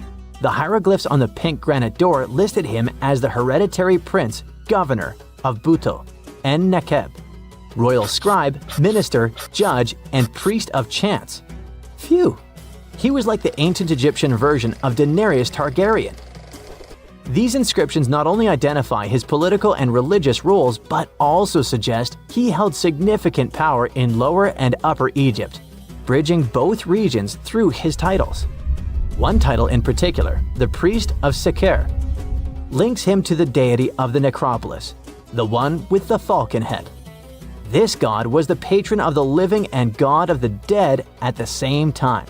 So I guess the Forgotten Prince was sort of a big deal, considering that his tomb was placed in such a prestigious location within Saqqara. What's even more mysterious is that Prince Userefre doesn't appear in official king lists or royal family trees, which makes us wonder if he passed away before he could rule, or if his legacy was deliberately erased in one of ancient Egypt's classic political dramas. Some scholars now believe his erasure might be connected with shifting religious or political power struggles during the early 5th dynasty, especially as his father Userkaf was reshaping Egypt's religious order. And speaking of his father, King Userkaf was a total game changer. He wasn't just the founder of the 5th dynasty, he also kicked off a religious revolution by promoting the sun god Ra over older deities. That's right. Userkaf built the very first sun temple at Abu Sir, setting off a dynasty-wide obsession with solar worship. After Userkaf wrapped up his short but revolutionary reign, a whole lineup of pharaohs took the stage. Sahure, Neferirkare, Nusere Ini. Basically the boy band of the 5th dynasty. And these guys were all about two things: building pyramids and making money. They weren't just stacking stones, they were expanding Egypt's influence, opening up trade routes to far-off lands and blinging out their temples like it was nobody's business. Back in the tomb, things got even cooler. There was a beautiful red granite offering table covered with inscriptions detailing ritual foods, like an eternal menu for the afterlife, because they believed the deceased could magically eat this food. Fun fact, it was the funerary priests and their families that actually ate the food. There were also pottery shards, amulets, and painted walls, but the real showstoppers were the statues. And this is exactly where things get weird, in a good way. The team found statues of King Djoser, the guy who built Egypt's first pyramid, his wife, and their 10 daughters, inside Prince Userefre's tomb. Hold up. Djoser lived a few centuries before Userkaf, so what were his statues doing there? Turns out, scientists don't really know. These statues were built during the reign of King Djoser himself and probably belonged to that first ever built pyramid. Experts believe these statues were probably relocated during the 26th dynasty, thousands of years after Djoser, maybe to protect them from destruction, or maybe because they were still venerated. Basically, ancient Egyptians were hoarders, but classy ones. Scientists also know for a fact that some engravings and statues found there were made way later, which means that this tomb probably turned into a deposit for fancy stuff. Or maybe this was just really ancient interior decorating. Anyway, that wasn't all. There was another pink granite entrance on the eastern side of the tomb, with inscriptions linking back to King Neferirkare, another 5th dynasty pharaoh who also tried to build his own pyramid, but failed. And near this second entrance, archaeologists found something never seen before in Saqqara: a set of 13 pink granite statues, all sitting in a row on a high-backed bench, like they were waiting at the DMV of the afterlife. Some had elevated heads, probably representing the prince's wives, while others were missing their heads entirely. One black granite statue was found upside down. Maybe it had taken a tumble sometime during the tomb's long, quiet centuries underground. According to archaeologists, the positioning and head shapes suggest that these statues followed a strict social hierarchy, with the central figures likely representing higher status individuals, while the headless ones might indicate unfinished work or later vandalism. And speaking of black granite statues, another one was found standing proudly inside the tomb. Based on its design and inscriptions, it looks like it was placed there during the 26th dynasty, the same time those Djoser statues were probably moved in. This suggests the tomb didn't just sit abandoned, it was reused, adapted, and maybe even honored by later generations. And by the way, black granite was associated with Osiris, the god of the underworld, during the late period, which means that this statue's presence is a clue that the tomb was a ritual space long after the prince's death. All of this, giant granite doors, surprise statues, reused tombs, adds up to a truly thrilling find. Prince Userefre may not be a household name yet, but his tomb is now one of the most fascinating ever found in Saqqara. It tells a story not just of the Old Kingdom, but of how ancient Egyptians kept connecting to their past, even thousands of years later. So, what does it all mean? Why hide a tomb behind a fake door? Why pack it with statues from different eras? And who exactly was Prince Userefre? These are the kinds of mysteries that keep archaeologists digging and keep the rest of us fascinated. In the end, this discovery isn't just about one tomb, it's about how much is still waiting beneath the sands of Egypt. As more gets uncovered, we're reminded again and again that ancient history isn't gone. It's just sleeping behind massive pink granite doors.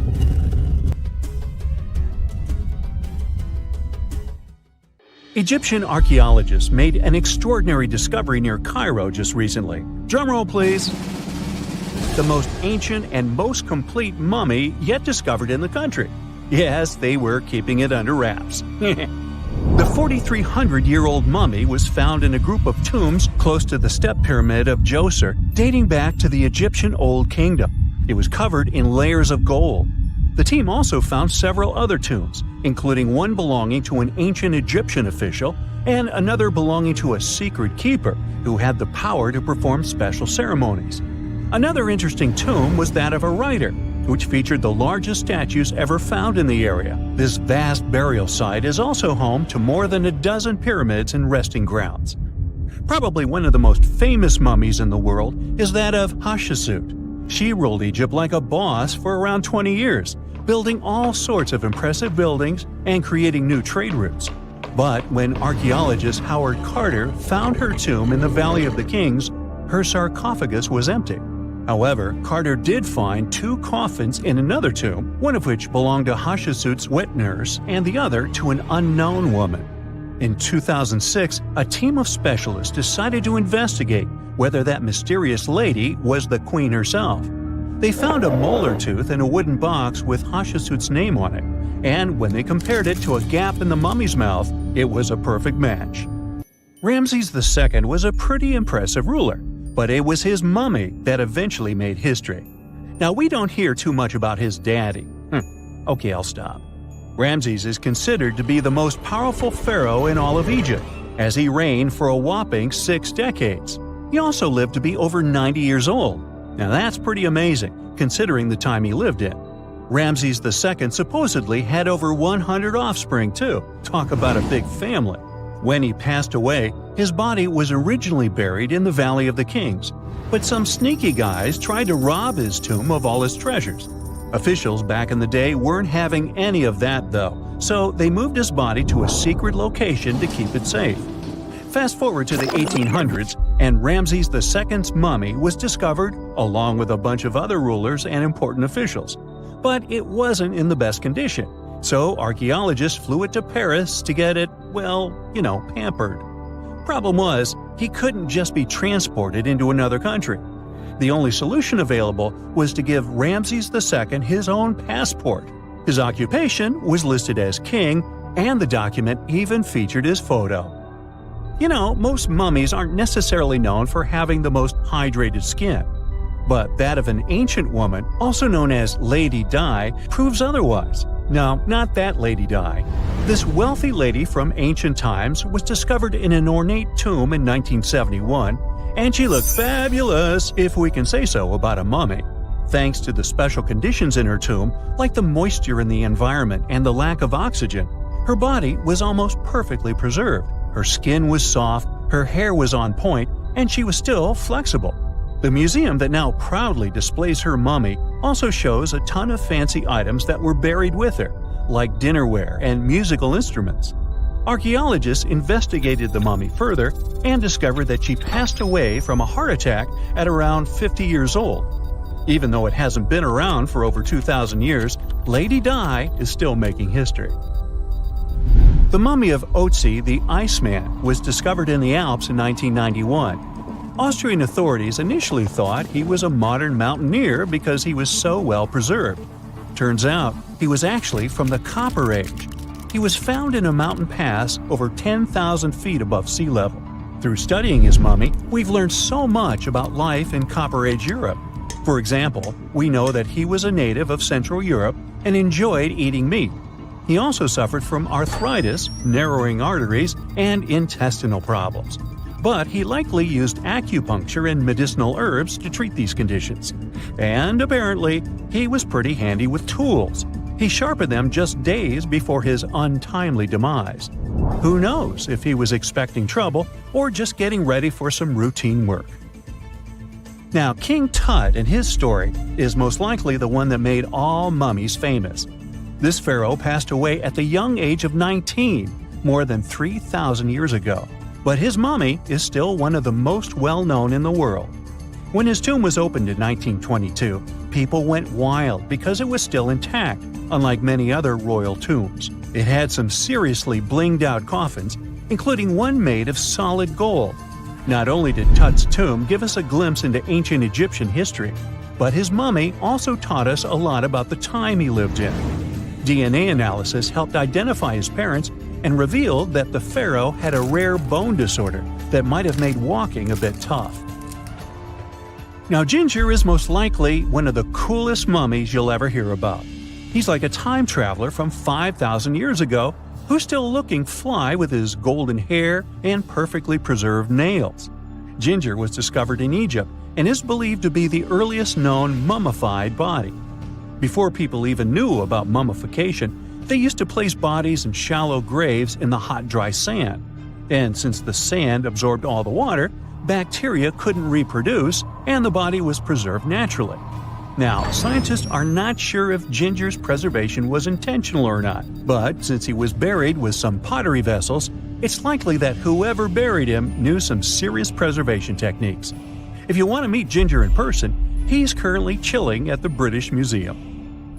One Dutch art collector bought a statue from Asia and ended up finding a weird discovery. The statue contained a mummy hidden inside. Unfortunately, the body was too fragile to move, so they had to leave it there. The coolest part is that this mummy is over 1,000 years old and was on display for 200 years before being encased in the statue. When scientists did a CT scan, they found out that the mummy was filled with paper scraps covered in writings.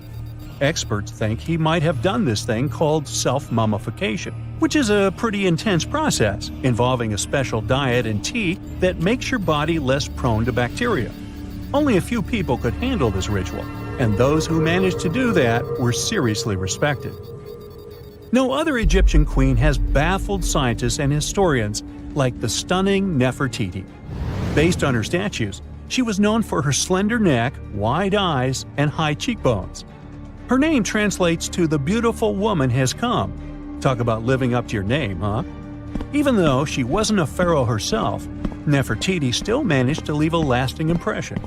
Written records suggest that, as a wife and queen, she held an incredibly influential role. Because of her power, she was indeed admired, but she also managed to make quite a lot of enemies throughout her life. She was also related to King Tut, but not biologically. Rather, she was his stepmother. So far, locals have yet to identify her mummy, but that may soon change. A local Egyptologist who has been busy excavating tombs in the Valley of the Kings has found two mummies that he believes could be Nefertiti and her daughter. According to specialists, we may soon finally get a definitive answer about the identity of these two mummies. And if one of them does turn out to be Nefertiti, we could be in for a real treat.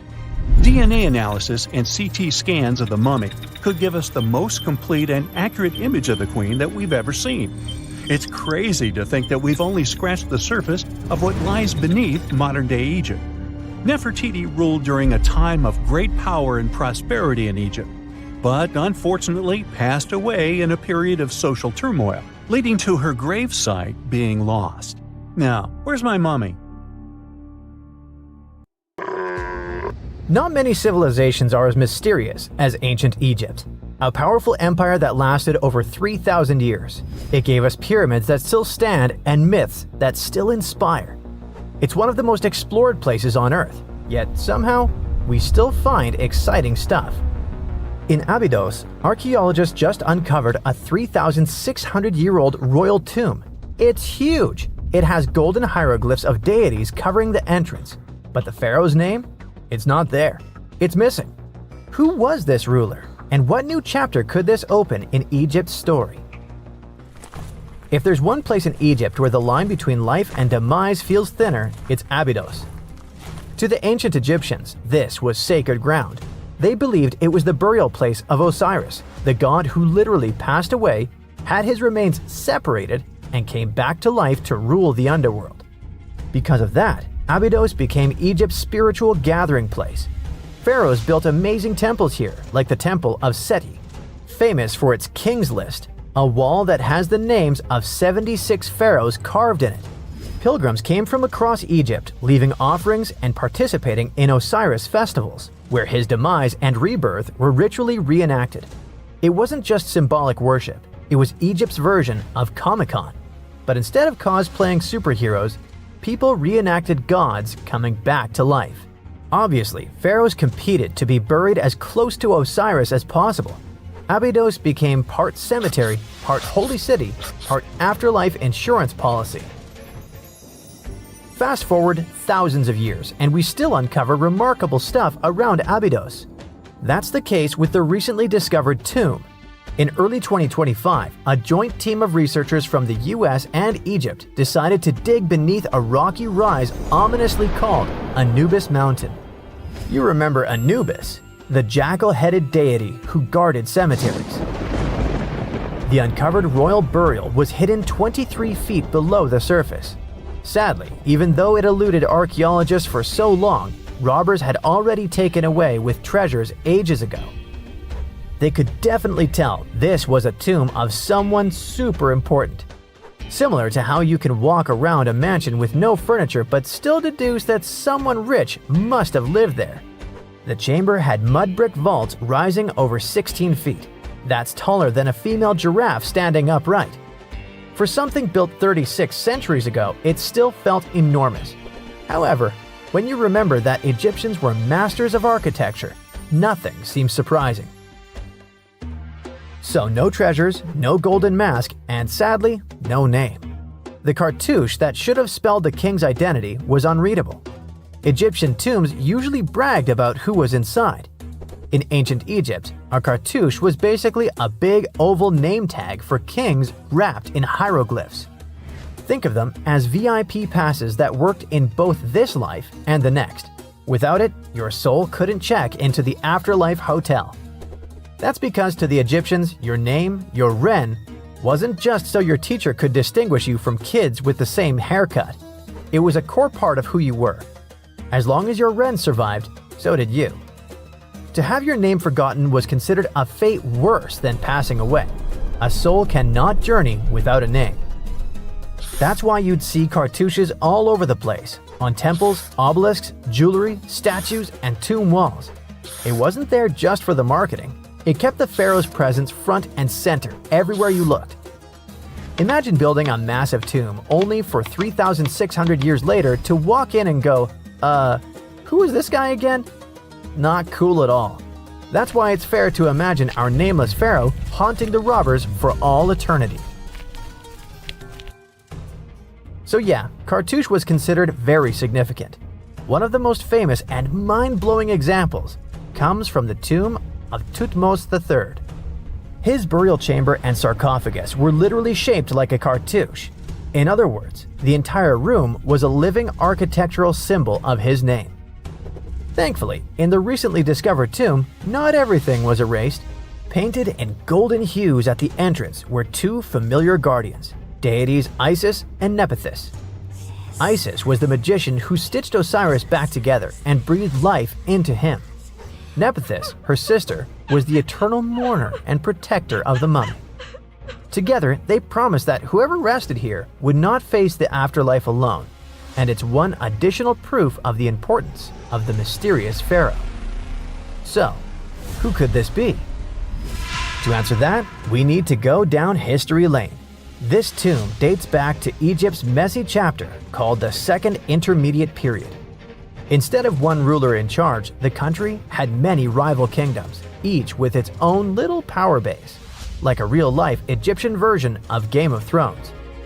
And right in the middle of that chaos was Abydos. For a while, it was home to its own line of kings, the so-called Abydos dynasty. Those weren't the pyramid builders everyone knows, and that's why they're so mysterious. They left behind almost nothing. No great monuments, no sprawling cities, just fragments of names on broken blocks. For centuries, many scholars even doubted they existed at all.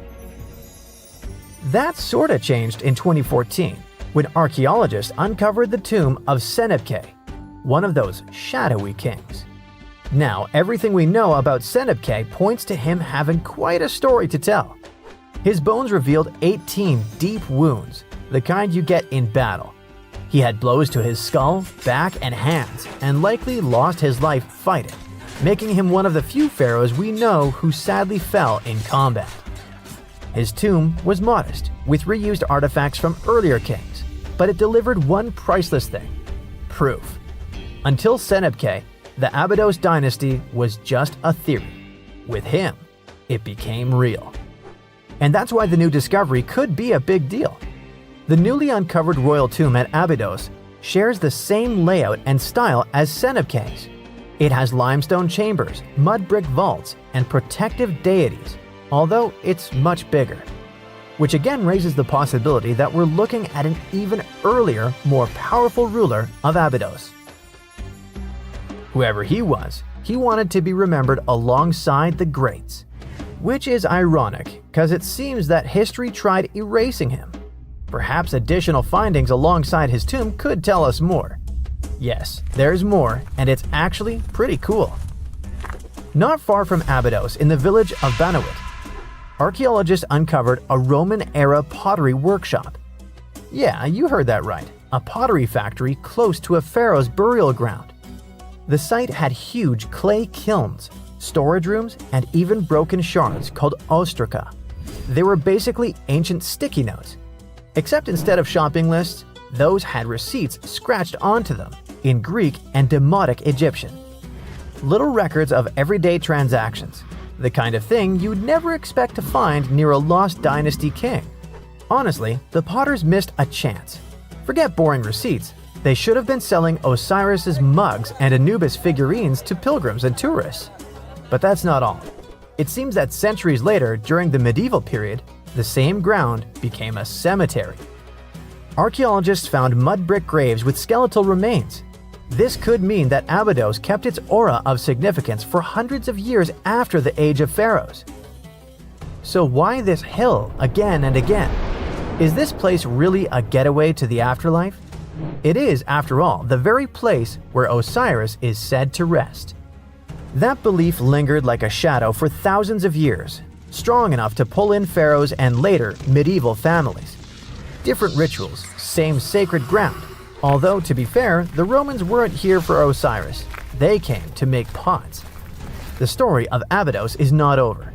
The excavations will continue, and who knows what else could be discovered in the future.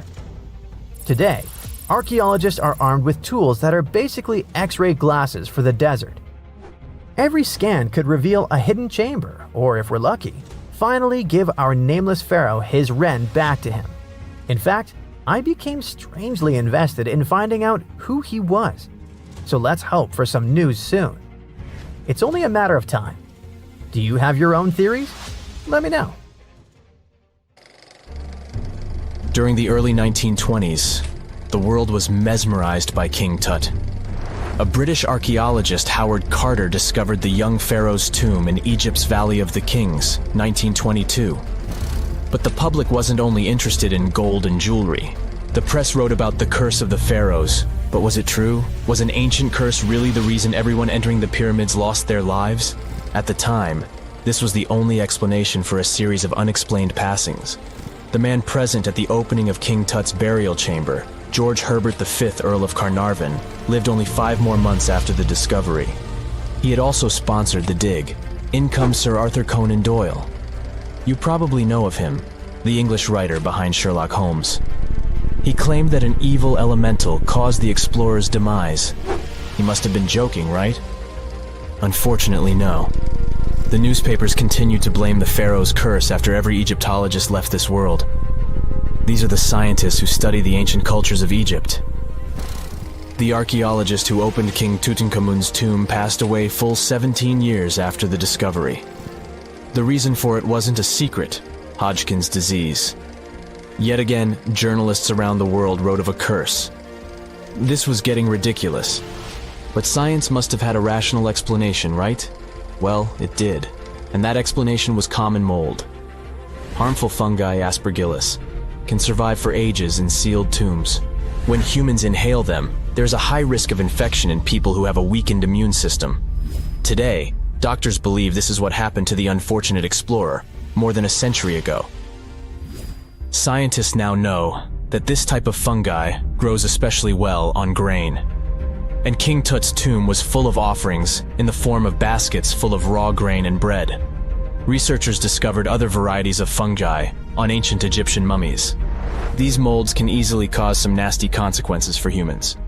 The danger of rotting organic material is real. Just look inside your fridge. Any food leftovers you have there start to go off after just 3 to 4 days. You can imagine what happens to food in a sealed chamber after thousands of years. Food is just one kind of organic material. There is also wood. If you expose it to water or even moisture in the air, it starts to deteriorate. You don't have to travel to Egypt to see the effects of this process. Any abandoned building in your neighborhood can serve as an example. When a piece of wood gets wet and has no way of drying out, there is going to be damage. From fungi to wood-boring insects, the list is long. Rotten wood presents a huge structural issue. Beams and floor panels are all made of timber, so you better not go inside a failing building. You can easily lose your footing. But this is just the tip of the iceberg. The building materials since the time of the pharaohs have changed, but so have the dangers. One of the best examples is asbestos. Until the 1970s, most home insulation materials contained this substance. It was in everything, from boilers to soundproofing. This microfiber provided excellent heat insulation. But then, the United States banned asbestos in 1989. The UK did the same a decade later. The reason for it is that asbestos becomes a health hazard when it gets damaged. When humans inhale asbestos fibers, they can get seriously sick. Abandoned structures are full of this material, and there is no one to maintain them. You see the danger now. Another material is also common in old buildings: lead. Ancient Romans used lead piping to channel spring water into their homes. They also cooked in lead vessels, which was probably not the wisest of choices. You see, lead and water don't go well together because of something called corrosion. But this problem isn't ancient. US officials banned lead piping only in 1986.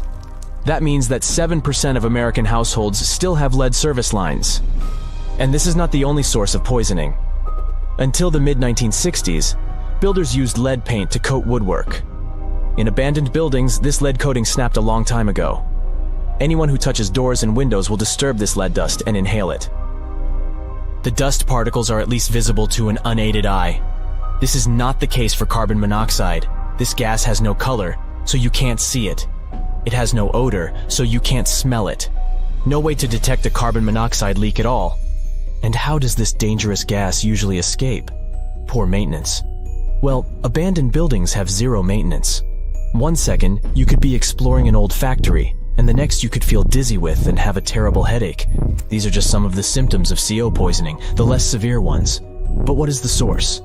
All it takes is for an old boiler to finally give way after years of neglect. We've reached an important question. What is the main factor in air quality inside a room? If you are thinking the level of oxygen, try again. It turns out that oxygen levels drop by only 0.3% in 8 hours inside an airtight room. This is a room in which doors and windows are sealed with tape, so the decrease is even smaller in normal conditions. Oxygen isn't the main problem. The levels of carbon dioxide rise sharply inside a sealed room. This is the direct result of human breathing. We inhale oxygen and exhale CO2. Think of it as a waste gas. Normally it's only a tiny portion of the air we breathe, 0.04%. But in a sealed room, high levels of carbon dioxide will make you feel drowsy. And that's the last thing you need when inside a dilapidated building. Carbon dioxide will decrease your ability to think clearly. Researchers from Harvard did an interesting study in 2016. They had office workers come in 6 days in a row to complete a problem-solving test. During the week, they gradually raised the carbon dioxide levels in the mock-up office. The results of the same test kept getting worse over time. There are many factors at play, but CO2 levels definitely had an impact on the workers' problem-solving ability. The test took place inside a typical office environment, not inside a crumbling building where visitors must watch their every step. When I say visitors, I really mean trespassers, and trespassing is a criminal offense in the United States. This goes both for private and public property. If you defy the law, you can be fined up to $5,000 or even face lockup time. That should make you think twice before jumping over a fence with a no trespassing sign. But again, you might not be the only one inside. You can never know who else is in the building. Perhaps a person up to no good? It doesn't have to be a person at all. Animals can pose a threat as well. You would be startled if you saw a rat, for example, but the poor animal would be scared as well. It might bite you. The list of diseases rats carry is pretty long. But rodents' teeth can cause other forms of damage. They grow constantly, so the animal has to constantly nibble on something to stop them from overgrowing. If you ever felt peckish at 1 a.m., you know the feeling. Electric cables are high on the rodents' menu. Abandoned buildings have plenty of those. Old wiring is dangerous on its own. Structures erected before 1984 often used wires made out of aluminum.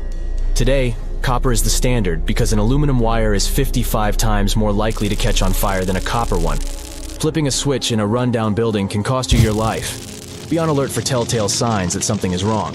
Lights that flicker, sparks from sockets, and the smell of smoke. And yeah, don't count on an earth cable to protect you from electrocution. Ground cables became standard only in the 1960s. For over 3,000 years, no one knew this place even existed. And then, out of nowhere, archaeologists digging near Alexandria uncovered something absolutely shocking: a forgotten Egyptian city. This place is buried under Greek ruins, hiding secrets that could rewrite the history of pharaohs and their armies. And one of the artifacts, which looks like a simple wine jug, changed everything. We thought that we already placed all the important parts on the map of ancient Egypt: pyramids, Thebes, Luxor, Alexandria. But nope, the map just got an update. The new city was a big deal, and it's about 3,400 years old. It's just been discovered at the site called Kom el Nugus. This place is located west of Alexandria and tucked between the Mediterranean and a saltwater lake called Lake Mariut. This discovery raised a few eyebrows. Scientists thought that this place used to be empty and that it was only settled by the Greeks in about 332 BCE. But it turns out that people lived in Kom el Nugus way before that. When archaeologists were digging through Greek ruins, they started noticing something unexpected: mud brick walls. Yep, you know, the pyramid type. That's the kind Egyptians built during the New Kingdom. These mud bricks were made from mud, clay, sand, and straw. These ingredients were mixed with water and dried in the sun, not baked. Egyptians used them for thousands of years to build houses, temples, palaces, and yes, the pyramids. Of course, other civilizations did use mud brick too, but Egyptian mud brick is kinda quirky. They used straw that grew in their regions, layout styles, and mortar. That's what helped the experts realize that Egyptians used to hang out in Kom el Nugus. That alone raised eyebrows, and then they found more: an entire street layout, buried structures, and even a temple built by Ramses the Great himself.